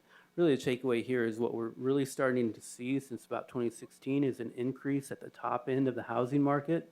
You're familiar with the district, and you can see as you drive around some capital investment in some areas of the district, and that's what you're seeing there. And so you have lower rates of increase in the lower quadrants of the housing market, but there has been fairly substantial growth even in the median home price. And so as opposed to some other areas of the state or maybe even of the county that are seeing really stagnating or disinvestments in the taxing district, you're seeing actually some pretty significant residential assessed value growth. So what does this all mean? We've embedded this property tax, analysis of the tax base history into a property tax forecast. Specifically, how does tax base growth affect school revenues? If you increase the growth in your tax base, it will lead to lower property tax rates. It will mitigate losses due to the circuit breaker credit. That's the 1%, 2%, 3% property tax rate caps that are included or that have been introduced into the Indiana Constitution. Also will provide additional referendum fund revenue. The operating referendum was established by voters with a maximum rate, and so additional assessed value will provide more revenue given a constant rate. We've embedded this into a tax base forecast. It goes on to inform the revenue forecast. You can see the historical assessed value growth that we've reviewed. Our current tax base forecast for IPS averages about 3%, 2.8% annual increase going forward.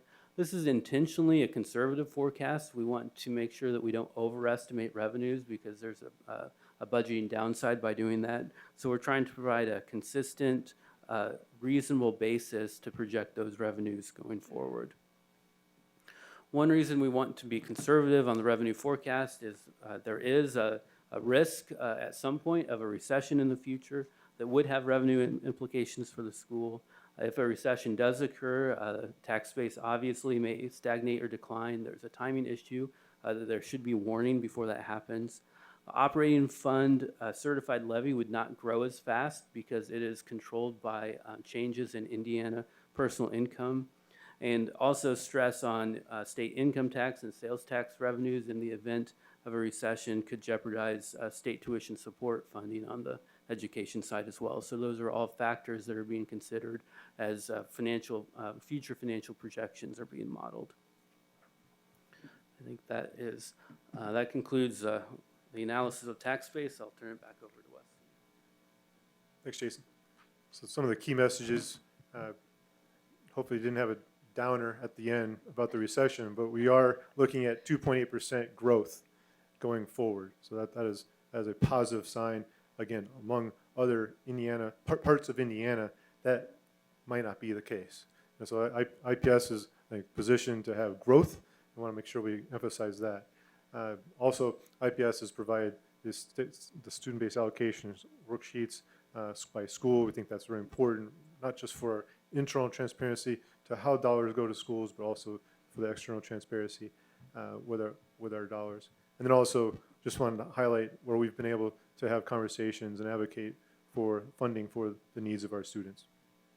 This time, open to any questions. Wes, I have a couple quick questions. On slide 16, just relative to all the discussions we had around the referendum, if I remember correctly, as we were building models around that, we were estimating that to make everything work, we needed, did we change it to 2% growth? Is that what we? We use 2.6%. Okay, all right. So we're safely within that range. Yes. Okay. And then the second thing is I was looking at the countywide and the IPS calculations or the assessed value history. I used to know, and I've got general memory about where TIF districts are within that map, and it looks like the one slide back, 20. Yeah. Is there an expectation that there may be excess TIF distributions again, as there has been in the couple of years? Is that something you'd be?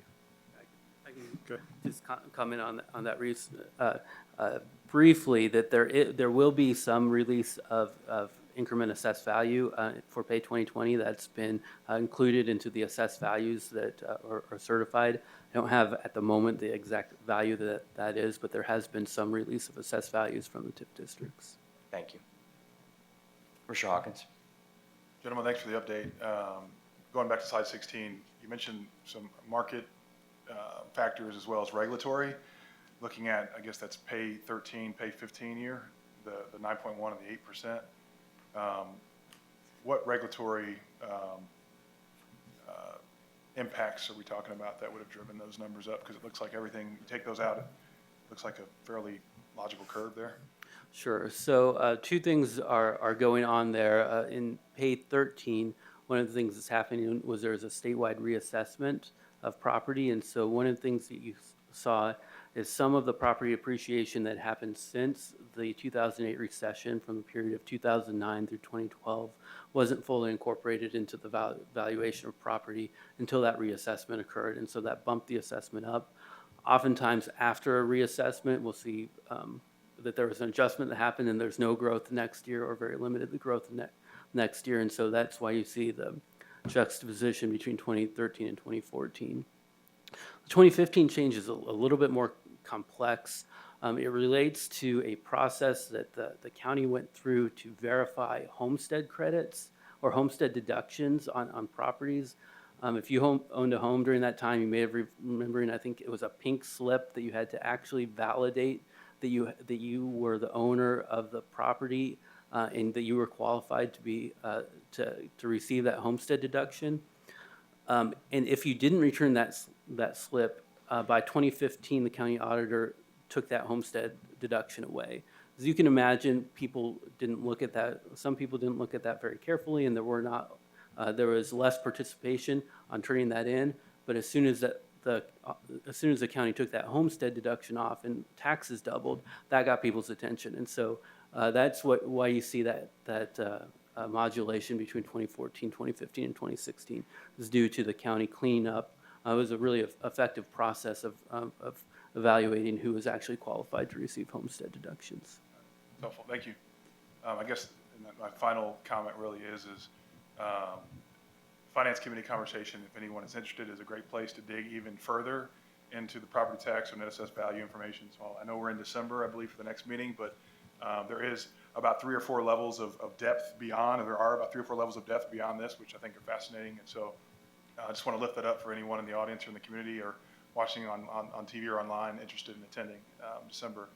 The second point I want to make is relative to the school-based allocation piece. And so I greatly appreciate the district's intentionality around being as fully transparent as possible as it pertains to providing that school level data. And you can cut it, you can shift it like a Rubik's Cube relative to locked or unlocked or all that granular information. So I just want to acknowledge the team's hard work and our communications group for posting that information. It's on the website, as Weston, as you mentioned, but it's just important. So if there are questions, again, come to the Finance Committee. You can dig in even further, but I just want to give the district as much credit as possible for posting that information out there for the community. I want to commend Weston and his team also, just the level of detail that's available on our finances at the administration level, at the school level, at the innovation school level is phenomenal, and urge everyone to take advantage of those tools that are there. Thank you. Great, thank you, Weston. Thank you, Jason. Nothing wakes up the crowd like a quarterly finance update. Yeah, a round of applause. Wow, a round of applause on the Weston. quarterly finance update. Yeah. All right. We don't have any items in unfinished business, so I will move us along to new business. There are 4 items in new business this evening. Item 8.01 are 2 items related to our Innovation Network Schools work. Jamie Vandewille, Chief Portfolio Officer, will come to you with 2 recommendations from the administration for an updated innovation agreement with Thrival Academy Indy, as well as updated innovation terms for Cold Spring School. And then I believe we have public commenters after her presentation. Thank you so much, Superintendent Johnson, and good evening, Commissioners. As she mentioned, 2 quick updates this evening for both Thrival Indy Academy as well as the Cold Spring Agreement. You'll recall in June of 2019, the IPS board approved a 1-year pause year, as we called it, for Thrival Indy that would allow us to address some issues that we saw with how the school was fitting into our all-choice high school model. Wanted to make sure that we could develop a plan for long-term financial and human capital sustainability for the school and make sure that students were as well prepared as possible for any study abroad excursions. We brought you an MOU in June that articulated 7 items we wanted to make sure that we could clarify and solidify with the Thrival team and their board. Aim to do that by December 15th. They're happy to be 2 months ahead of schedule and have those ready for you this evening in advance of the Enroll Indeed first round lottery opening on November 1st. So I'll go through each of those 7 items quite briefly and then bring to you just a few highlights from the updated agreement. And then we'll be ready to go. So grades served, we're proposing that Thrival ND be a full-scale high school serving grades 9 through 12, starting with 9th grade and growing over the 4 years. Rationale there is much better just fit with our IPS programs and pathways. So we're taking advantage of the natural enrollment point at 9th grade rather than what felt like having students choose a path for their high school trajectory for 9th grade, be there for 2 years, hop off, go to Thrival, and then hop back on in 12th grade. From an enrollment perspective, that was not going to be the most sustainable over the long run. So having that 9 through 12 trajectory will allow us to be more consistent there and also best prepare students for their 11th grade experience abroad. We're proposing in terms of manner of delivery to do an IPS LEA Innovation Network school, so not a charter school, but a school within the legal corporation of IPS. Proposing an innovation school for two primary reasons. One is having the added capacity and infrastructure and support from their board will help contribute to financial sustainability as well as just some of the additional lift that comes with running a program as robust as Thrival. So you can imagine we're looking at experiential learning that includes trips abroad, lots of additional lift there, and so are confident that board will help that school leadership in accomplishing those goals. Also, being an innovation network school will allow them additional flexibilities and nimbleness regarding their scheduling, purchasing, and running their budget, which was necessary for them to be able to run their unique model. We took a hard look at the location for study abroad, and Ms. Huey, the school leader, did a lot of sort of research with the partner that they use called Rustic Pathways, and ultimately decided on Costa Rica for a 10th grade experience in the Dominican Republic in the 11th grade.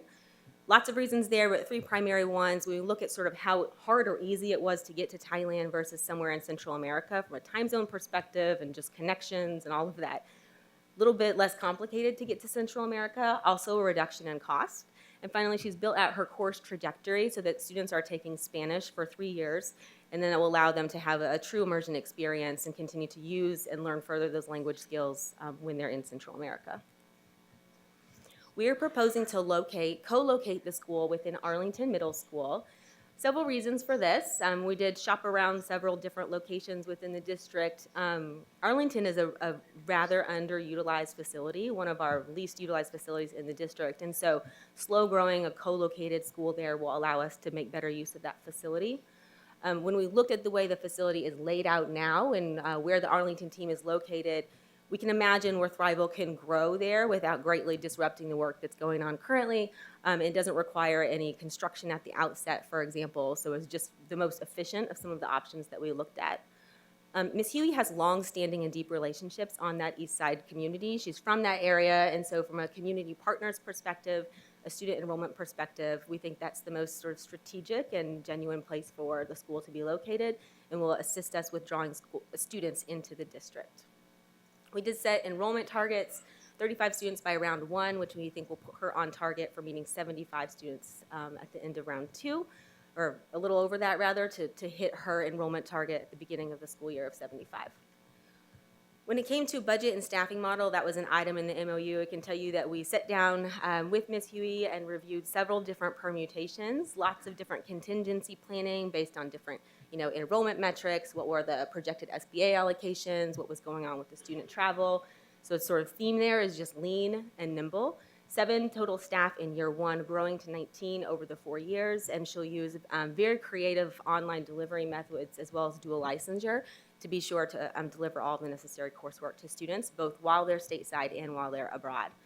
And finally, our item was just that there would be an identification of a school leader, so very pleased that Ms. Huey is coming back for what will be her 3rd year with Thrival ND and preserving all of that institutional knowledge that we've learned over the last 2 years. So when it comes to also, how Thrival ND fits within our overall programmatic structure within our portfolio of high schools, we're really emphasizing the vision of Thrival ND, which is to address the opportunity gap that surrounds global experiences for students in our community. So as we've already mentioned, it's a humanities-focused curriculum, emphasizing diverse global perspectives. The 75 students allows for a very close-knit, high expectations culture, and that's something that we saw last year when they were at Tech and also during the pilot year as well. In terms of technicalities in the agreement that I just wanted to bring to your attention, so all of the items that I previewed that we said we would address in the MOU are now woven into what is an updated agreement. So, for example, we had to change the part that said grade served from saying it served 11th grade to 9th through 12th. Also, as in Any new innovation agreement that will be coming up and any that we've opened within the last really year, we've included a piece about inclusion in the facilities optimization study and any associated planning outcomes.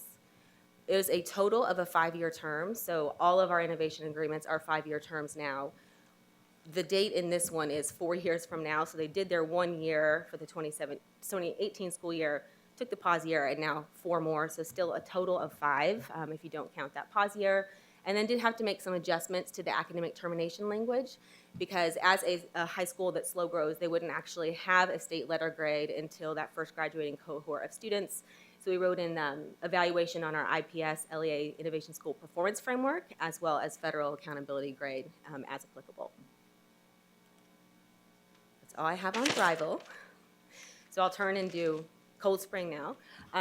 Cold Spring, also a relatively simple amendment to the existing agreement.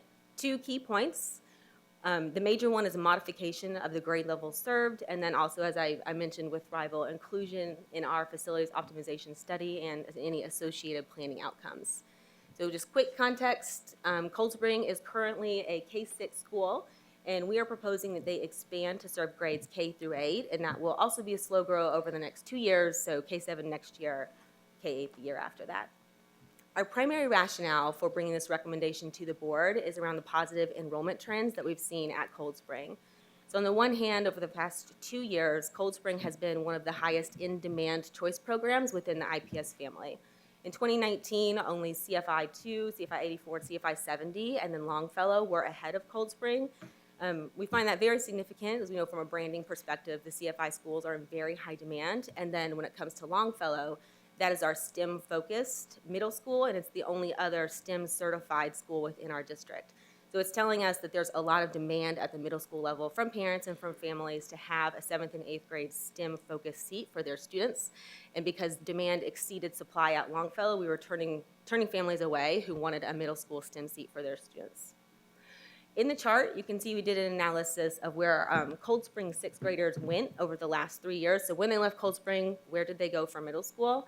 Over the last 2 years, we lost approximately a quarter of those students from the district entirely. So they either went to a township, to a private school, or to a non-partner charter. The number 2017-18, that 60% is high. That's could be a little misleading because that was before Enroll-Indy.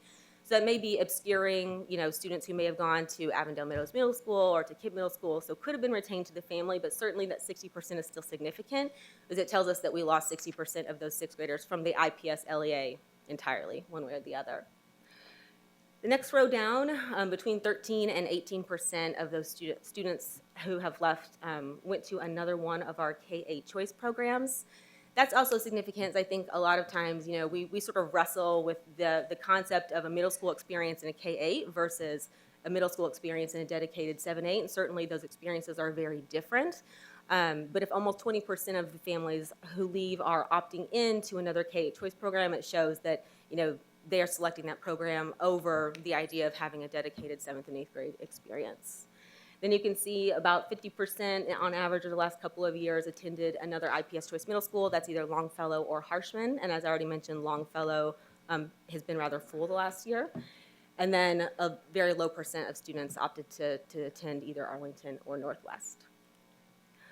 Other information data that we looked at to inform this recommendation were that Cold Spring did survey parents. So 80% of their 6th grade families have completed the survey, and of those surveys completed, 92% said that they would stay for 7th grade. So it indicates that demand for those 7th grade seats at Cold Spring would still be there.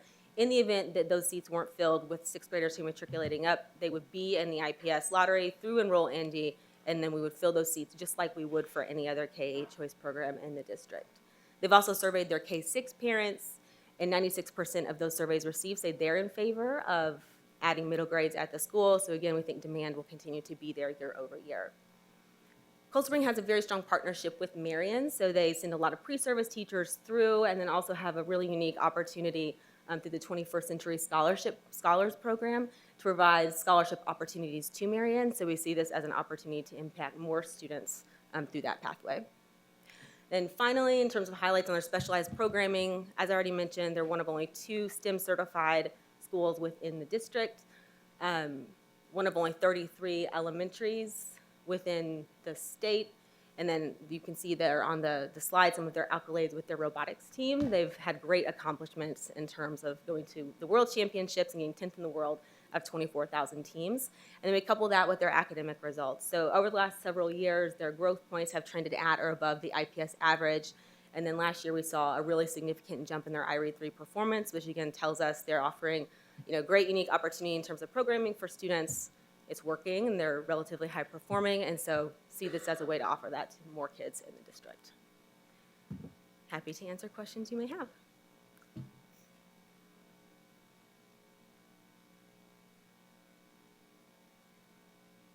Looks like we have any questions from the board? If not, we have public commenters from the board, or from the public. We received those comments from individuals who signed up to offer comments for this evening regarding item 8.01. I will remind our speakers again that you're allowed 3 minutes to offer comments to the board. Please come to the podium and begin your comments when your name is called. Mr. Harris, please call our first speaker. Brittany Collins.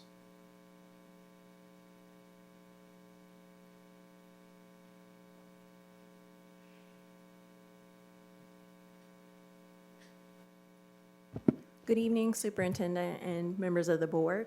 My name is Brittany Collins. I'm an Indianapolis resident and a supporter of Thrival Academy Indy. One of the most impactful experiences I had during my college career was studying abroad in a new culture.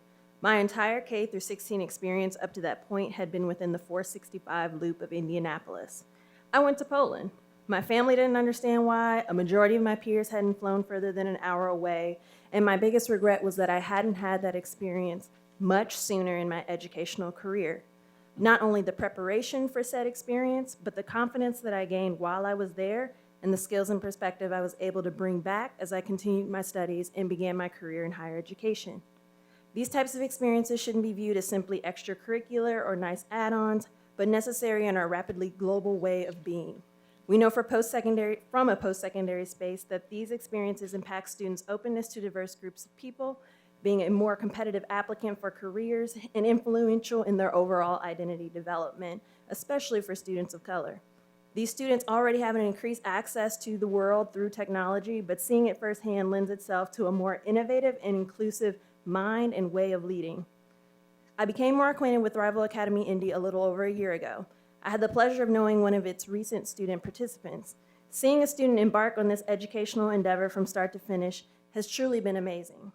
Not only to see his growth academically, socially, and emotionally, but also an enhanced confidence in the difference he can make and achieve. His aspirations were already high, but they have grown more expansive and even more intentional and deliberate.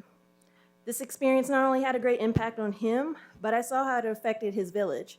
From parents, siblings, church moms, neighbors, and others, his experiences even encouraged his own relatives to embrace exploration beyond the Hoosier State and using new modes of transportation.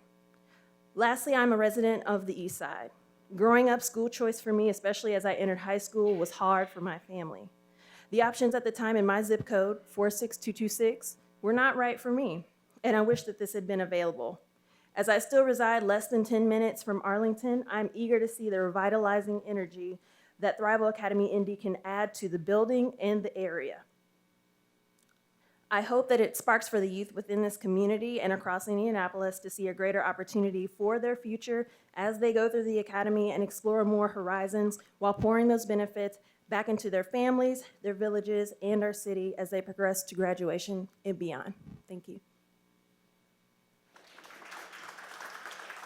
Sterling Moore, followed by Claudia White, if present.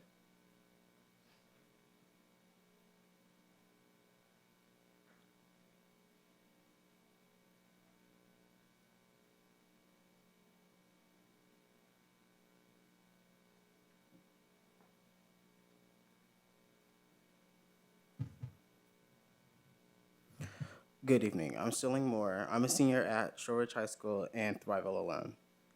I would first like to thank Superintendent Johnson and the Board of Commissioners for the opportunity to enroll into Thrival. There are three things that Thrival Academy Indy provided me that no other school has. First, of course, was the opportunity to study outside of the country. Although challenging, the experience was superlative and completely changed my outlook on the world around me. Secondly, my year at Thrival was the first year in a long time that I have achieved straight A's throughout both semesters, and I became a resource to my fellow peers, and it was rewarding to see my efforts appreciated by staff, of whom all students adored. Finally, Thrival Academy Indy gave me a job opportunity to work overseas in Thailand with Rustic Pathways, the amazing organization who watched over all 39 of us, both students and staff. They also helped us navigate through the city of Khon Kaen, speak Thai to the locals, and give insight on the environmental and political issues in Thailand. As a scholar whose whole academic career was with IPS, there is no other curriculum or program quite like this one, which is accessible to all students by making the program entirely free. On behalf of the students of Thrival 2019, we would like to thank you on not only broadening our minds, but exposing and immersing us into a place where we're not familiar with. Thank you.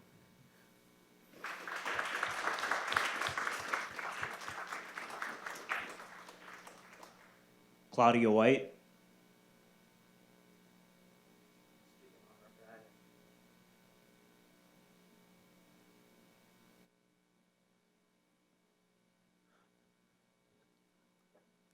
As a Far East Side resident, I don't think everyone know how big this is to bring a high school of this caliber back to the Far East Side community. Since the closing of Arlington High School and John Marshall High School, crime has risen. Businesses has closed, grocery stores has left, and youth violence has tripled. When one takes the resources and services out of a community, this is what happens. You put a community into survival mode. These schools, in my eyes, are supposed to be the pillars of the community, along with churches. And Arlington High School was that for them. Bottom line, a school in that area will save lives. And the Far East Side residents took pride and joy in the schools in their own neighborhood. So why not bring that spirit back to the community? This is why I believe in Thrival Academy Indy. Their curriculum and mission alone will revitalize this area. Let's take this community out of survival mode and put them back into thrival mode. Thank you.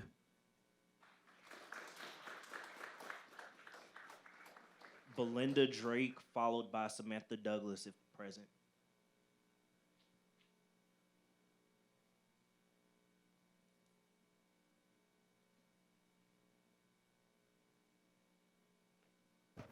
Good evening. I am a current resident on the east side of Indianapolis. I didn't prepare anything, so I'm going to speak passionately from my heart. I've been on the east side now for almost 3 years, and I've come to learn what it means to be part of a family. And that family now includes Indy and the Thrival family. And as a kid growing up in poverty in Gary, Indiana, I wish we would have had an opportunity like this, an opportunity to provide high quality education to underserved communities while studying abroad. I mean, I don't think it takes a lot of words to say that the community on the east side of Indianapolis rightfully deserves such a great opportunity to be invested in, to be believed in, and most importantly, given an equitable education that Thrival would provide them. So all I do is ask that you do take into consideration what it would have been like for someone such as myself to be provided with this opportunity at a young age. Thank you.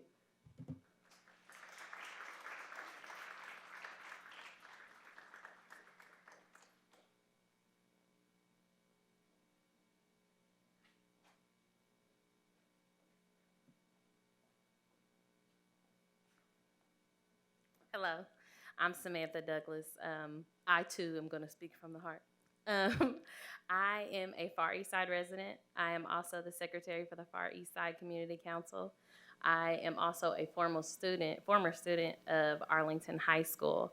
And I think to have another high school, as Darius mentioned, in our community would be amazing. To have Thrival Academy specifically is beyond amazing. I've had the opportunity to visit there, to talk with the kids after their trips, It is amazing what they get exposed to, what they learn. I would love that for our kids in our community. I have a young son that will be in high school soon before I know it, and for him to even have this kind of option out here is amazing. When I was at Arlington, I had the pleasure of being led by Dr. Greenwood, a strong Black woman, respected, just amazing in the school. So to have another strong Black educated woman in our community, and I emphasize Black because she looks like us out here, and we love that. I love the representation. I love the heart of it. I've had the opportunity to see India Huey with the kids. It is just beyond joyful what my heart feels to know that she would be in our community, working with our kids. I can't even tell you what that would mean to us and our community. Thank you.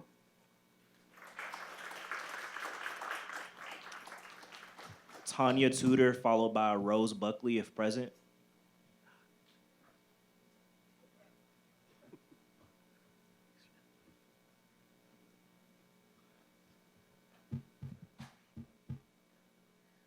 Good evening, IPS family.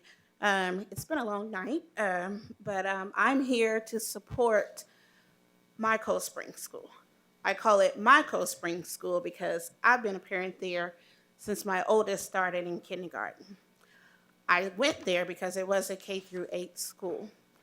I was disappointed when it went to a K-6. I'm very excited to know that now my youngest daughter is in the 6th grade, and I really want this suspension to go through because it just not affect me. I also have my nephew that's with me, and he's in 1st grade. I have been there.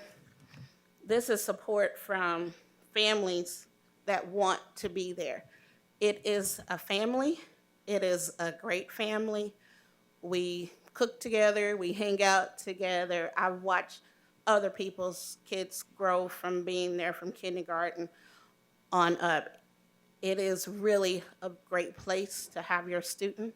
They have grown tremendously under Carrie, and I can't say a whole lot more, but I just think that you guys as a board should support us and see how much we can do and grow for that community alone, and the partnership with Marion is awesome as well.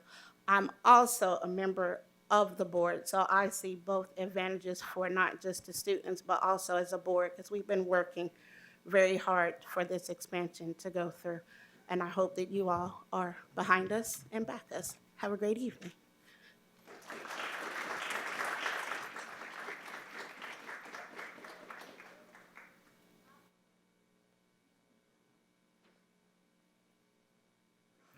Good evening. My name is Rose Buckley, and I'm a Cold Spring parent. I have a kindergartner and a 1st grade student. We chose Cold Spring as our first choice because of the opportunity for our students to be exposed to a strong STEM curriculum. But not only do they focus on STEM, but we really appreciated the opportunity for collaboration and cooperation in a lot of the activities that they do. In addition, it's a wonderful opportunity for our students to explore the land in, it's rather uncommon in the middle of a metropolitan area. Cold Spring has had such a strong impact on my daughter that as a kindergartner just last year, when her grandparent asked, "What do you want to be when you grow up?" she said, "A scientist who focuses on waste management." I actually had to Google what exactly that meant. In regards to the expansion of the middle school, it's important to us in the short term because my children will be able to interact with older children who are also participating in STEM-focused activities. Research shows that multi-age groups where students can collaborate impacts their academic outcomes and motivation. In the long term, minimizing transitions for students from elementary school to middle school is in their best interest. And exposure to STEM content throughout the K-8 experience increases their chances of academic success and improves the likelihood that they'll be interested in a STEM-related career. I teach courses at IUPUI School of Education, so research is important to me. I provided a 2-page report that just bullet points, I think it's maybe page 2 of the packet that you received, that just bullet points some important research findings in regards to the transition between elementary school and middle school. It also highlights the need to expose middle school students to STEM content, especially groups who have been historically marginalized. The research is clear that the transition from elementary school to middle school is difficult for a lot of different reasons. It impacts academics, it impacts social emotional growth, motivation, identity are some of the important research features presented on the sheet. In addition,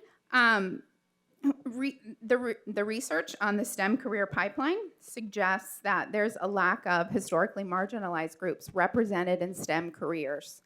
And middle school is often the time when girls, specifically, and students of color begin to shy away from STEM-related content. Not only would this expansion be great for our students, but we have the opportunity to enhance the STEM field by continuing to lead a diverse group of students into the field. Having a diverse STEM workforce with various perspectives is vital for solving some of our most important community, state, and national problems. Thank you.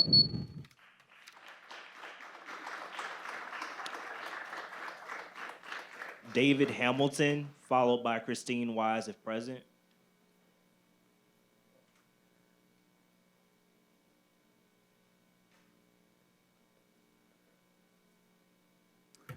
Good evening, Superintendent and members of the board. I hope to get you as excited about Cold Spring School's expansion into 7th and 8th grade as all of these parents and families are on these surveys. Again, I'm David Hamilton. I'm father of Lorelei Hamilton, a kindergartner at Cold Spring School. And we chose Cold Spring School because of the innovative STEAM curriculum, the focus on environmental studies, which was a great fit for our outdoorsy kindergartner, close connection with Marian University, the incredibly diverse student body, and the dedicated staff. We also chose Cold Spring School because of the opportunity to expand into 7th and 8th grade was an important consideration.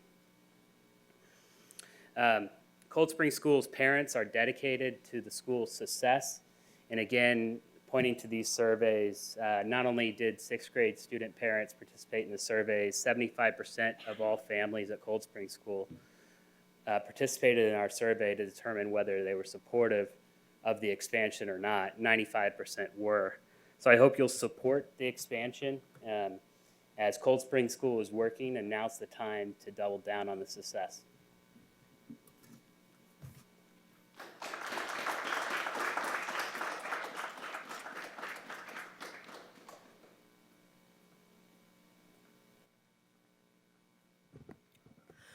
Good evening, Superintendent, Commissioners. Thank you for the opportunity to speak. My name is Christine Wise, and I and along with my husband, are parents of 2 children at Cold Spring School, a 6th grade son and a 3rd grade daughter. We've been active with the school, and I have recently joined the board as a parent representative as well as being the secretary. Middle school is quickly approaching for us, and Cold Spring is our best option. We have watched the school grow as a dynamic learning center for all students, and our children, especially my 6th grader, have flourished while at Cold Spring. In many conversations with friends across the city and beyond, I see that there is no school quite like Cold Spring, a school that recently achieved the honor of becoming a STEM certified school. Being able to remain at Cold Spring as a middle schooler means that my son and others would have a continuity in their academic education, their established friendships, and their extracurricular activities. It means that he and others can remain at a school that has invested so much in their learning. Having a middle school means a seamless transition with his education in these formative years just before entering high school. Cold Spring, in short, is an absolutely amazing school that we feel lucky to be a part of. We tell everyone how much we love the school and that they too should enroll. We and many other families choose this school as an out-of-district family. We choose to be a part of it, its vision for the future, and its growth in STEM education. We choose to be a part of IPS and hope that you see a Cold Spring Middle School as part of the IPS portfolio. Thank you.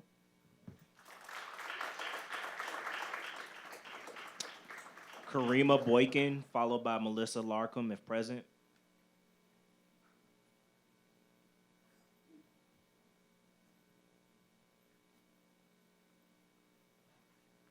Good Good evening.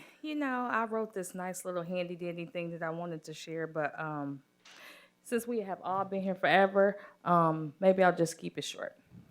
So we have been at Cold Springs, my sixth grader and my first grader, for about 2 years, and we love it. Perfect example. Yesterday, Miss Garcia calls my husband, me. Nobody answers the phone. She gets me. She said, Mrs. Boykin, nobody's here to pick up the kids. I said, what? So listen, had it been any other school, somebody could have called CPS on me. But since we got this good relationship with our school, people know us. Miss Garcia was like, okay, it's all good. I said, I'm coming. I said, can you call Miss? I said, I'm going to text Miss McPatty, who's our wonderful robotics person, so she can get the boys, but I'm on my way. I don't know if that would have happened at another school. I feel so loved when I go into the school. People welcome us. They know Mark and Marcel's name. They know my husband's name. We go fishing. We ride bikes.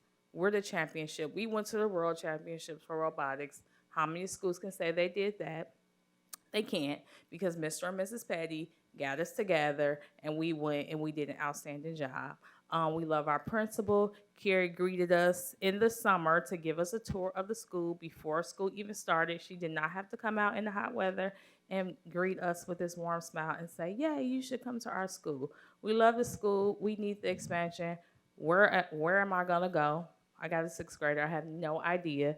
So I love our school. Go Cold Springs. We're the best.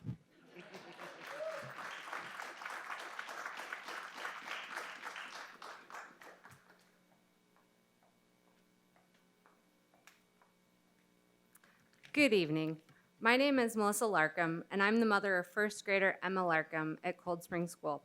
She's our first child to enter elementary school, and choosing the right school was a long and weighted decision in our family.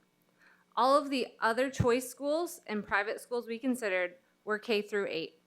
While touring at the time with former Principal Hakeem, he indicated that Cold Spring had plans to add 7th and 8th grade. So this for us was not a deal breaker when deciding. Expanding Cold Spring to include a middle school is essential to the school's competitive advantage. I strongly support a K-8 school because, as Principal Franklin already affirmed earlier, continuity and stability are critical in a student's success. It lessens the stress of a transition during a formative time in a student's life. When students feel safe and supported, they're more likely to succeed. Because these relationships and communities have been built, as parents have already echoed, parents know the school and the educators, and involves and active parents increases students' chance of success. It's a lot harder to build that continuity and community in 2 years in a middle school. A combined elementary and middle school gives 7th and 8th graders also the chance to be leaders in their K-8 schools, serving as role models and mentors for younger students, which is beneficial to all. I won't repeat the stats that Rose has already provided you, but studies support a K-8 education system. Therefore, I'm charging you tonight with ensuring our students have the greatest opportunity to succeed and the power to create their own future by voting to expand Cold Spring School to include 7th and 8th grade. I'd like to give the remainder of my time to a former student to express her views. Good evening, and thank you for the opportunity to speak. So I was a student from Cold Spring School, and I go to Longfellow right now. I'm an 8th grader. And at that time, I was excited because I was giving the chance to go to a STEM school. But ever since I've gone to Longfellow, I've absolutely enjoyed it. So I don't have any regrets of going, but I wished that I could have stayed at Cold Spring. Cold Spring has provided such a beautiful experience that I'll never forget. It's provided a memory of being able to know that my sisters are going to one of the best and most unique schools in Indianapolis. So as a former student and as a current IPS lover, I would be very, very grateful if you guys would help us support our expansion for the Longfellow Middle School. And before I end, I want to say a few words. So a famous Pakistani philosopher, Dr. Allama Muhammad Iqbal, once said, If you have to walk from Pakistan to China for education, go. And from Lahore, Pakistan to Shanghai, China is approximately 2,754.8 miles. And the beauty of America is that we have the resources to reduce the distance, but we just need to identify and implement them. We have such highly educated teachers, a great facility, a beautiful campus, and a beautiful environment with plentiful resources. Now it's the time to put everything together and take the next step. According to Dr. Nelson Mandela, education is the most powerful weapon which you can use to change the world. And according to Malcolm X, education is a passport for the future. For tomorrow belongs to those who prepare it for today. Today is here. Let's give a gift to the sixth graders at Cold Spring School. Next year, I'm going to be a ninth grader. My sister's going to be a seventh grader, and my youngest siblings will be at Cold Spring. So please help me keep my family together. Thank you very much for your time, and have a wonderful evening. Assalamu alaikum. That concludes public comment for this evening. Thank you, Mr. Harris. Do I have a motion to approve resolution number 7834, approving the Innovation Network School agreements for Thrival Academy? Been moved. Second. It has been moved and seconded. Any discussion? Commissioner Slack, Commissioner Ward, whichever. And moving for Thrival at this time, based on my thoughts of opening another high school, I would like to see Thrival in our system, but only as a program. So I will not be supporting. Okay. Thank you. Commissioner Slack. I as well. Sorry, let me cut my mic on, sorry. I as well wrestled with that decision with Thrival. I definitely believe in a global mindset. I too was to study abroad, and I know the benefits of students of color being able to get out and learn more. But I only see it as a program right now that should be in every high school, not just a high school.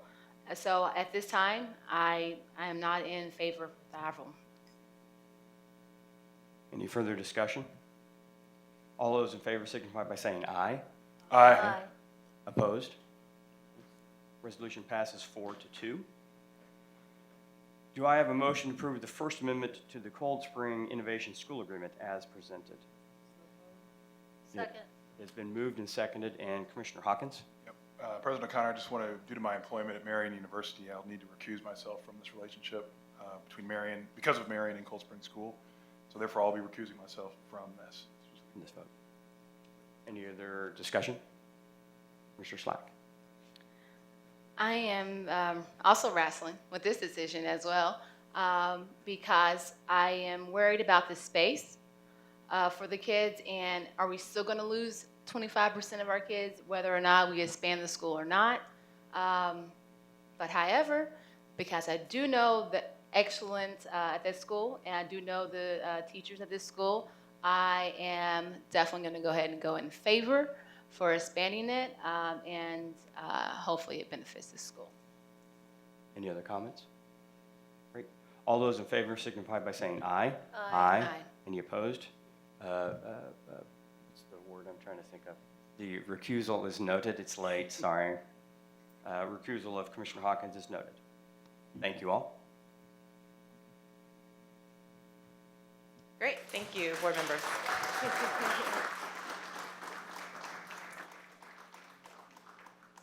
Thank you. The next item on the agenda, and thank you for families for staying so long. That shows your support of those organizations. So thank you so much for your commitment to be here tonight. The next item, item 8.02, is a recommendation regarding our athletics eligibility policy. After review and conversations with our school-based leadership teams and athletic directors, we believe revisions to the policy are needed. And so I'd like to welcome Darren Thomas, our district athletic director, to the podium to provide additional information.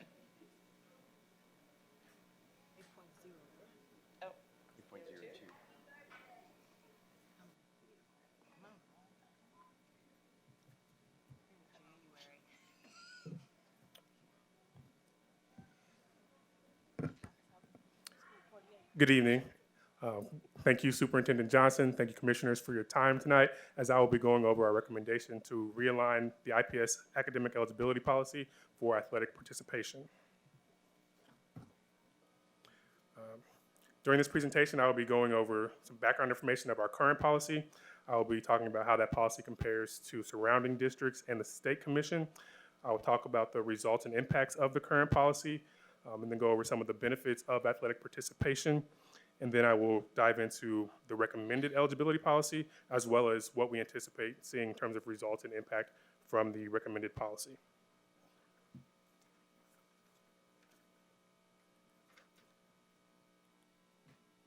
So just a little bit of background on our current policy. It was initially adopted in 1999 and implemented in the 99-2000 school year. There was a slight revision in 2006 to add a 9-week grading period, but that did not change the requirements for the policy. At the time, it was the most stringent policy in Central Indiana public schools, and it still remains so currently. It's also a tougher policy than you'll see in the comparable school districts, public school districts in Fort Wayne, South Bend, and Evansville as well. At the time, obviously, it was put into place with good intentions, but I'll read a quick quote from the April 1999 school board meeting. Commissioner Brown stated, "There was a slight amount of resistance, but people will find out that all students need is to be told what they have to do, and even though the bar level has been raised, the students will achieve it." I think that's a very idealistic way of looking at the situation, and it would have been great if it had turned out that way, but I think we're at a point where we now want to make sure that we reach students where they are and then help them develop from there. At the time also, it was anticipated that other districts, surrounding districts, would adopt similar or the same policies that we had, and then eventually the IHSAA would adopt a more stringent policy, but that was not the case. So now I will go into a little bit of information on the comparisons and how our current policy compares to districts surrounding us, and also to the Indiana High School Athletic Association, which is the state commission. So you can see on the table on the left there that the IHSAA does not have a GPA requirement set. Instead, what they have is a requirement that states that all student athletes must pass at least 70% of their courses. They also do not have an attendance rate policy set. When you go down and look at IPS's policy, you'll see that we have a 2.0 GPA requirement, which means that any student that falls below a 2.0 GPA is deemed ineligible to participate in athletics. You'll see that we are also the only district that has a letter grade requirement, and also the only district that has an attendance rate policy. If you look at the surrounding districts below that, you'll see that most of them defer to the IHSAA's policy regarding most of those areas. So that's where we are out of alignment in terms of surrounding districts and then the state policy as well. We also have a little bit of misalignment internally. Athletics is an extracurricular activity, albeit one with the largest participation. It still is an extracurricular activity. So you look at other extracurricular programs in our district offered at our high schools, and you will not find district policy that restricts participation there. And before I move on to the next slide, I want to make it clear that moving into alignment with the IHSAA does not mean that we are changing or lowering our expectations for our student athletes. I want to make that very clear. What this does is allows us to give the same opportunities in IPS that they would receive in other districts, and then gives us the opportunity as athletic administrators to help them reach those expectations through continued and increased engagement and support. So I'll touch on that a little bit later as well. Here we moved on to some of the results and impacts of the current policy that we have. First, these things all kind of intertwine and impact one another. So we'll start by looking at our participation rate. Our participation rate is very low right now. In our high schools, it is below 20%. If you look at the average for IHSAA member schools, that participation rate, is at 47%. Now, I will say that for nationally inner city public schools, that participation rate actually usually falls 10 to 15% lower than the general rate, but even 10 to 15% lower than 47, we are far below where we should be and where we would like to be in terms of our participation rate, which means that fewer students are receiving the benefits of sports participation. Another thing that we see, which is tied into the participation rates, is even students who are eligible with our policy sometimes do not get the opportunity to participate because schools may not be able to actually field teams that they are offering.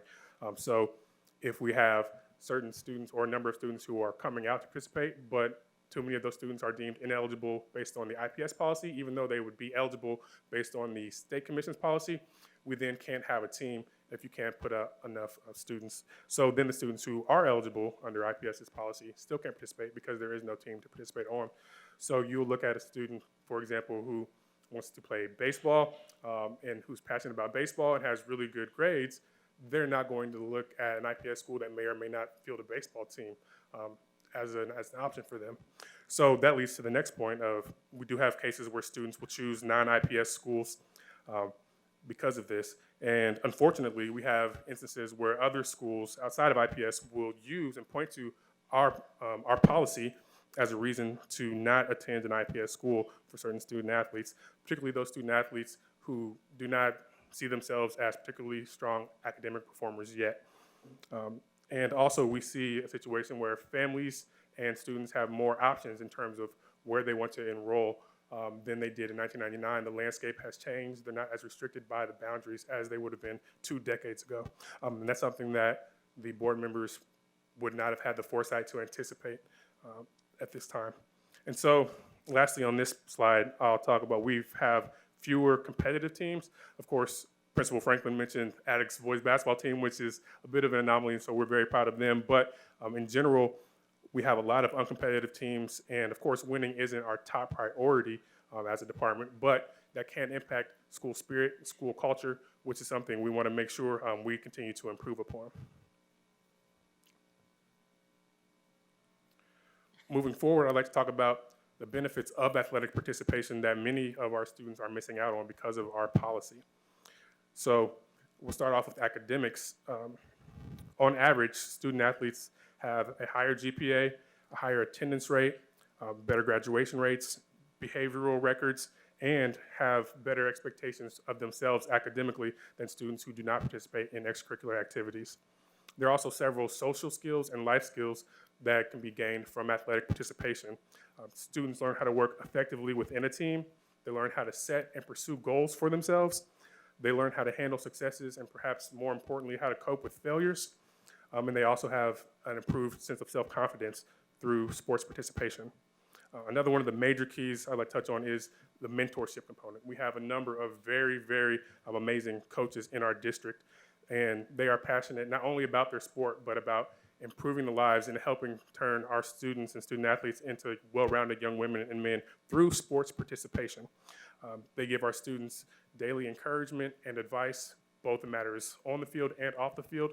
And in a lot of cases, we'll see that our coaches are the best and most positive role models that these students have in their lives. And so it goes far beyond just athletic participation in practices and games. It's really something that can impact our students' lives and does impact our student athletes' lives.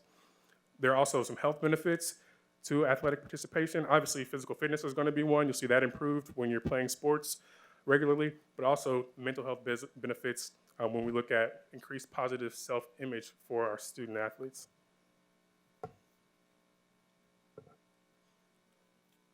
Next, I will get into what we are recommending for the eligibility policy.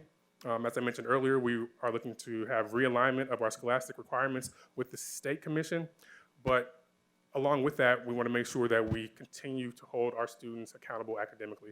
That is going to be the key piece to what we are recommending. So any student whose GPA falls below a 2.0 during the season, or if they come into the season with the GPA below a 2.0, they will have required study tables each day that they have practice during a school day or on a school day. So if a student is going to be working on their performance in their particular sport, they also need to be working on their performance in the classroom. Those things cannot be separated. We have to make sure that our student athletes are held accountable academically. So with that, the only way that those requirements will be lifted is if a student athlete's GPA then rises to a 2.5 or better. Of course, that's quite a task to take your GPA from below a 2.0 to a 2.5 during the course of a season. So for the most part, those students will be required to attend study tables each day that they have practice on a school day throughout the rest of the season, which holds a level of accountability for the student athletes. Also, our high school athletic directors will be required to submit reports to the district detailing which students are required to to attend study tables, and also what those students' GPAs are at the beginning of the season versus the end of the season, so we can track their progress and make sure that these study tables are effective and that we are doing our part in implementing this correctly, which puts in a level of accountability to the coaches who are monitoring the students directly, and then the high school athletic directors who are monitoring the coaches directly, and then also myself at the district level. So we have accountability all the way around. And then also, those two are the meat and potatoes of the recommended policy to make sure that we are supporting our students academically and that we are also in alignment with Central Indiana Public Schools and our state commission. So we'll also be making sure that our student athletes are held accountable for their behavior. School leadership will monitor and enforce their behavioral standards. Attendance is also something that we will maintain in terms of the previous policy. That will stay intact. Attendance is non-negotiable. Student athletes, or all students really, need to be in their classrooms attending their school courses if they want to attend and participate in school programs. So that's, again, a non-negotiable that will remain intact.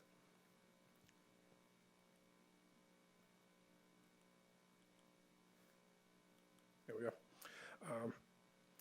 And on the last slide, I'll talk about what we anticipate seeing in terms of results and impact of the newly recommended policy. Most of these things I've touched on in some form or fashion previously, so it should sound pretty familiar to you. The district should see an increased participation rate for our student athletes, and that means more students will receive those benefits of athletic participation that I talked about earlier. It also gives us an opportunity to provide more academic support to those students who are struggling, student athletes who are struggling academically, whereas previously they would have been deemed ineligible and not necessarily in that setting to where they would be forced to focus on their academics after school each day. It also simply puts us in alignment with other districts and the state commission and allows us to make sure that we're providing equitable opportunities for our students. And lastly, on this slide, I'll talk about we will have more competitive programs, which again would impact school spirit and school culture in a positive way. And I will acknowledge that our eligibility policy is not the only piece to the puzzle when it comes to building effective and successful programs, but it is one that we have the opportunity to rectify now. So considering the fact that none of our current student athletes had even been born when this current policy was enacted, I would say we've had plenty of time to look at the policy and see the results, and the results are glaring. So what I will say is that we would still be able to accomplish the things that the previous policy, or that, well, technically current policy, wants to accomplish in terms of seeing better academic outcomes for student athletes, but we can do so in a more inclusive manner with this newly recommended policy. So with that said, I will propose that we move to assist and not dismiss our students in terms of athletic participation. So before we move to questions, I do want to call up Stan Law, principal from George Washington High School, to speak on this policy from a school perspective. To the IPS School Board of Commissioners and the Superintendent Alicia Johnson, of course, I'm Stan Law, the proud purple principal of George Washington High School, where diversity and opportunity inspire achievement. It is my distinct pleasure to greet you on behalf of my esteemed high school principals, that's Principal Franklin, Shortridge Principal, as well as the other Principal Franklin, that's one school, Crispus Attucks, to offer remarks in favor of the proposed IPS athletic eligibility change. But just before I offer my comments, I do have to go back. Crispus Attucks is successful. Their football team is successful because their coach was my head coach before. So he got a little upper hand. But it's okay, and I'm glad he's putting it to good use.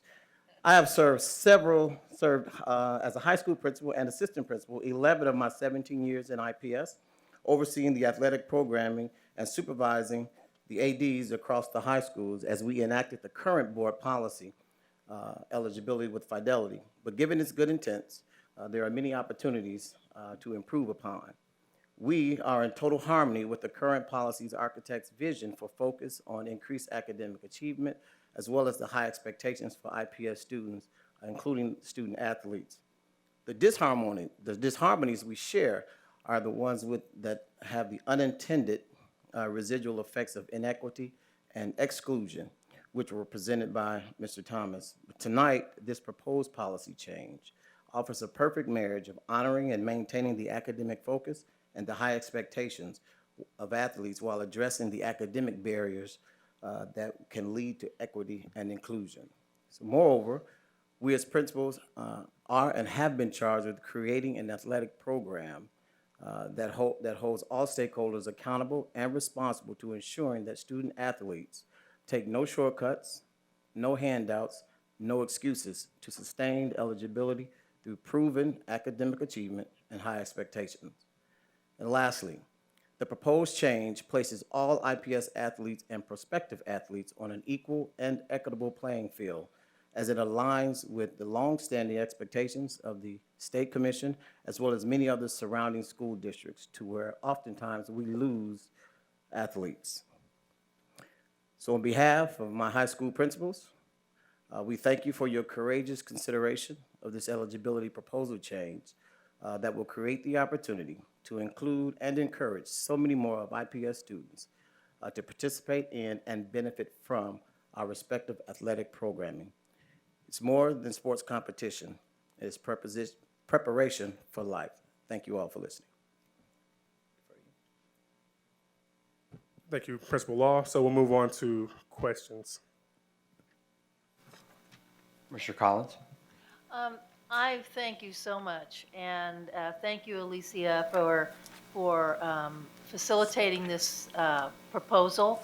As having taught in IPS and endured the sadness around this particular rule that was so much harder than IHSAA rules, I just appreciate that we finally have gotten around to the importance of playing and participating in sports to a child, and rather than it being held out as a carrot in a sense that if you're good, you get to play sports, you know. Everyone should be able to play some kind of sport. So I'm really happy this change has been proposed. Thank you, Commissioner Collins. I appreciate that. Commissioner Gore? I want to thank you also for Superintendent and the athletic department for making these changes. I had two sons that participated in athletics. One would never have played ever, and the other did very well. But because there was not the rules that we have in place now, they both had the opportunity. And of course, the one that had the lower grades was the better person, the better athlete, but that's always. I hope they're not watching tonight. Thank you for your support. But I'm very glad, and I'm also very glad to see that the attendance is going to stay the same, because I'm sure these young men and women would look at someone singing in a choir or doing opposite things and knowing that their grades didn't have to reflect a 2.0. Agreed. Thank you for your comments. Commissioner Slack? Thank you. I too am I'm so happy to see that this is going to change. And Darren Thomas, thank you for your help with this, and the high school principals, as long as with administration as well. I do have a question though. Sure. If we do vote for this to pass tonight, which I'm sure we are, when does it come into effect? And do we know how many students we've probably lost for, not having this change beforehand? Well, I would like for it to be put into effect immediately, particularly as we are approaching winter sports season, which starts in November for basketball season. But it's hard to say how many students we have lost through this eligibility policy, because we have a lot of students who simply will be afraid to even come out to try out for a sport because they are afraid of the eligibility policy and they don't think that they would be eligible. So it's hard to quantify that with numbers. Well, I'm also curious about how many students we've lost from other districts like that say, you can come and play here and it's more competitive because they can build their teams with our people. Also, I'm happy we're keeping the attendance policy. As an athlete, I feel like that it should be a 2.5, but I understand we have a 2.0. I feel like that it goes hand in hand. You cannot not show up at school and not get your homework done at the same time. It doesn't work out like that, especially for teachers that will hold you accountable. So I hope we hold everyone accountable, not just football players, and it goes across the board. Track, every other competitive sport we have. Thank you. Thank you. Commissioner Hawkins. Director Thomas, Principal Law, appreciate you both being here. I echo Commissioner Slack's comments. I'm not sure if this is the forum for it, but for me, I think it's important that we continue to just state student athlete, student athlete, student athlete. Athletics is a leadership lab, a opportunity for preparing yourself for the next level, right? You're building relationship, trust, shared accountability, all those things. And so I just want to insist that we continue, and I noticed it a few times in the presentation, but just that's the message. Student first, athlete comes after that. Always. Yeah, so I just want to, and also want to just acknowledge that and thank you for the role and the work that you're doing as well. As the leader of the athletic department, that's an important role, and you are a leader and a mentor of coaches and school leaders, et cetera. So I want to encourage you, and I don't know you, but I want to get to know you and a bit more about what you do. And then I guess the other question is maybe more of a facility-related question. And I maybe should know this, but in the facility optimization, have we incorporated, we're thinking about our athletic facilities, because I know that from a recruiting perspective and how we potentially grow and sustain our student population, particularly athletes, do we have, the facilities is always something that folks are studying, and so. Absolutely, it is part of the study. Thank you, Commissioner Hawkins. I'd like to personally thank Director Thomas for reminding me, at least, and probably all of us, of how old we are by reminding us how in 1999 none of our student athletes were Speak for yourself. born by then. Yeah. One, congratulate you and thank you for this. It's I think the conversation about being an athlete makes you a better student because of holding yourself and others accountable. So I was a student athlete. An athlete may have been a stretch when people saw me actually play, which I rarely did. But it was an important part of my educational experience. Thank you, President O'Connor.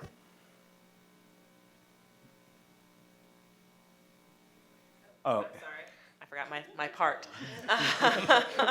The administration is requesting a waiver of the 30-day sit for the policy. As Darren referred to, we have winter sports that are about to begin in next month, so we'd like to be able to implement this policy in advance of winter sports. So that being said, do I have a motion to waive the 30-day waiting period and approve resolution number 7835, repealing and replacing board policy number 2431, athletic eligibility and participation as presented? So moved. So moved. It's been moved and tripled or third. Second. Any further discussion? All those in favor signify by saying aye. Aye. Any opposed? The motion carries. Great, thank you so much. Thank you. Thank you, Mr. Law. Thank you, Mr. Thomas. Item 8.03 is a recommendation from the administration regarding our district's participation in the Mega Natural Gas Cooperative. There was a memo attached to that item in board docs for your review. I'd ask Scott Barton to come to the podium and give us a brief overview of our request. Accentuating brief.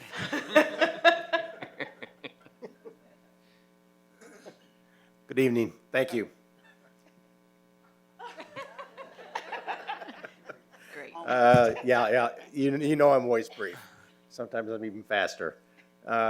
So we have an opportunity to join a larger block of schools that can have the advantage of purchasing gas at a more stable and potentially cheaper price than we can on our own. I've bought gas back in the days when it was $10 to $15, and today it's $2. I did not enjoy those days floating on the market, trying to make that decision to buy gas. This takes that out of our hands and puts it in the hands of professionals and other schools that allow us to combine our volumes and get a better price for the district. That's it. Mr. Gore. I think it's a great idea. However, your annual participation fee of $3,000 is almost less than some people pay for their home utility. Yeah.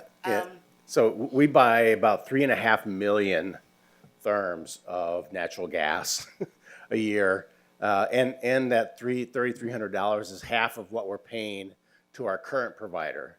So we pay almost $7,000 to our current provider to supply our gas without having the advantage of a professional to help us determine when we should buy it and what price we should buy.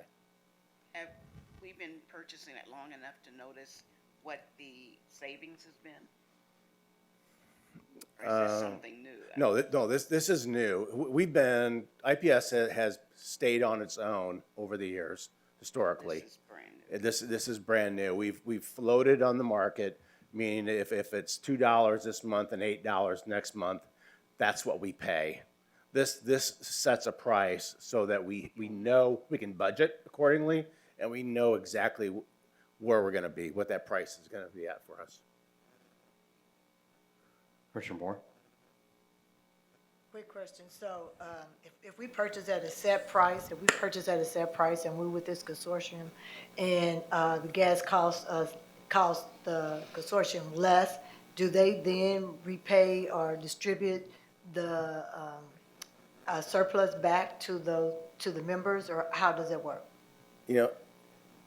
I don't believe we get the downside. What happens is it protects us from the upside. Meaning, as the price goes up, we're protected on that. I can't tell you exactly on that. I believe a fixed price has always been, this is what you're contracting for, and that's what you pay. Okay, thank you. Typically in these, the contract is essentially hedging the bets on price increases. Yeah. And so they maintain if it's a win, they take the win. Okay. And if there's a loss, they take the loss, if there's an increase in price. I was just thinking maybe it was more like the synergistic project. That's what I was hoping you were going to say, yes. No. Yeah. They get half of it either way, whether it's whatever our savings is. Any further questions? Do I have a motion to approve the Mega Natural Gas Service and Supply Agreement as presented? So moved. Second. It's been moved and seconded. Any discussion? All those in favor signify by saying aye. Aye. Any opposed? The motion carries. Great. We do have, I think this is, the last item 8.04 is an addition from today. It wasn't on the agenda earlier. Is that correct? So. Correct. It's a late addition, and Weston could kind of give us a brief overview, but it was a late addition to the agenda this week. And it is simply a reauthorization of our 403B retirement savings plan. Weston, do you want to give a brief comment?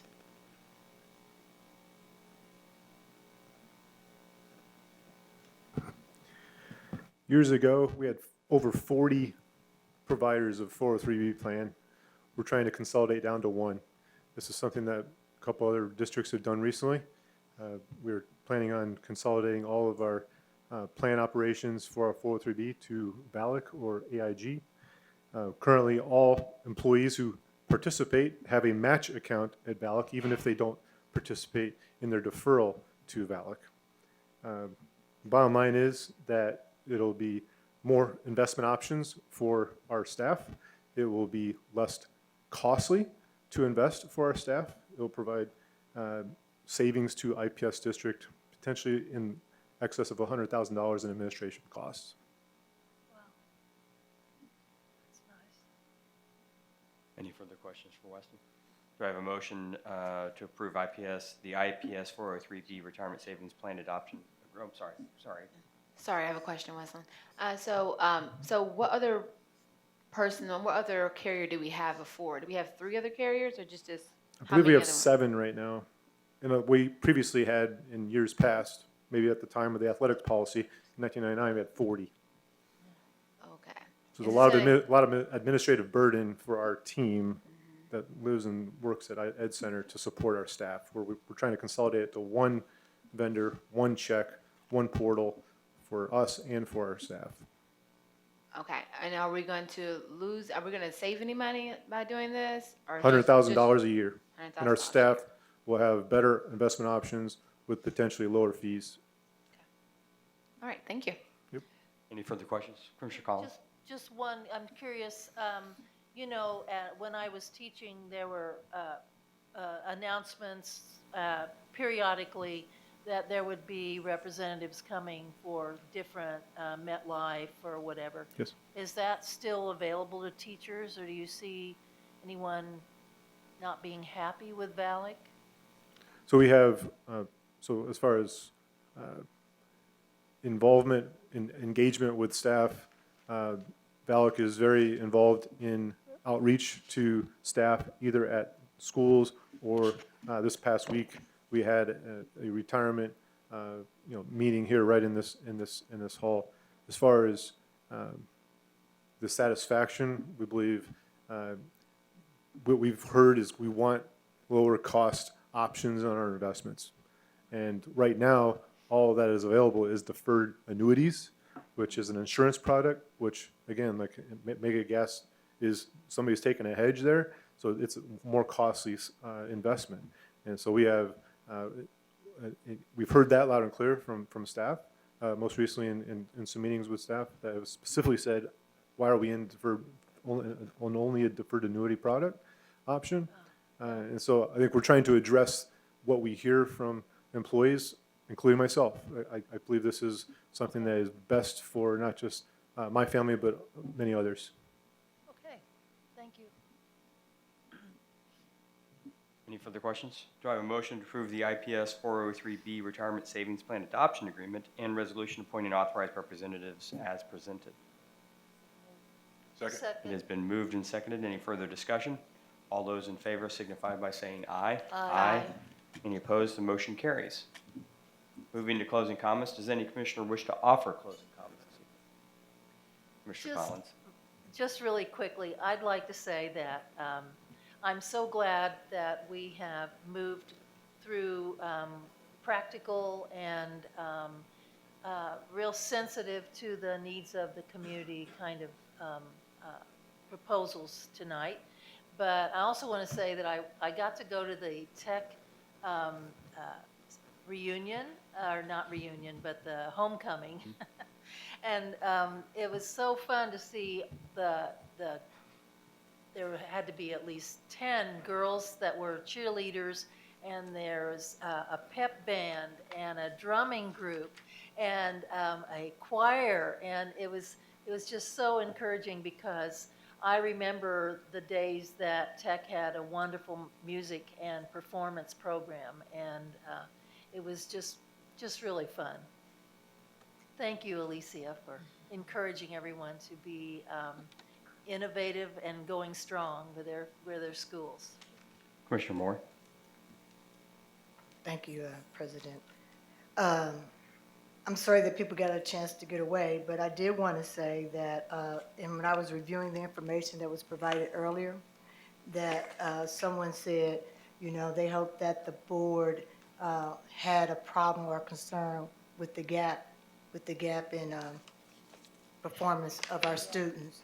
And I want to say as a board member, and I'm sure as the rest of our board members, that we're not satisfied with what this document or this data shows us. And that I am glad to see that families are speaking up and demanding better and willing to work with us as we try to come together to do bigger and greater things. And so I'm sure that the administration and the board and our families can, over the next several months, really take an opportunity to really dive down into this information and make sure that what we see is correct and try to find out the root causes for the information that we do see for our children, and then begin to develop a plan to address it.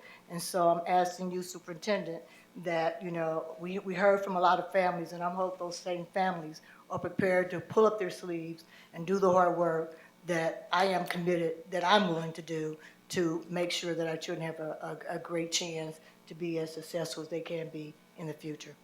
Well said. Second the motion.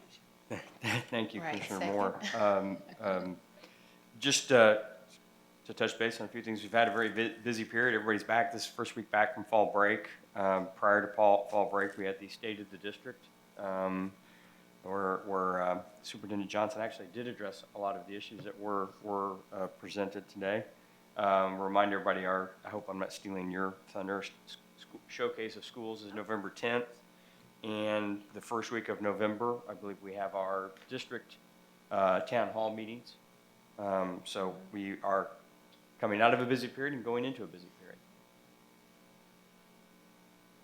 I'll wrap that up. I just want to reiterate our Showcase of Schools Sunday, November 10th, for the first time held at Bankers Life Fieldhouse. Really excited to have the partnership with Pacers Sports and Entertainment, who will be hosting us, and excited for that to be a great day for our families.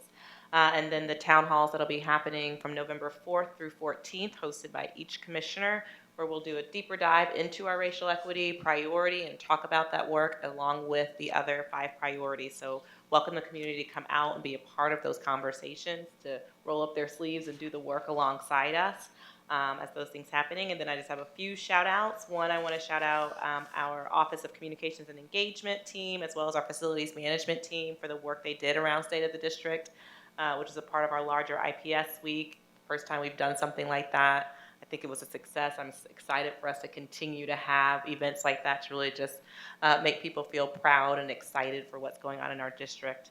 And then also want to recognize a couple of our champions in the athletics world. Raymond Brandis, School 65. They were our elementary volleyball champions.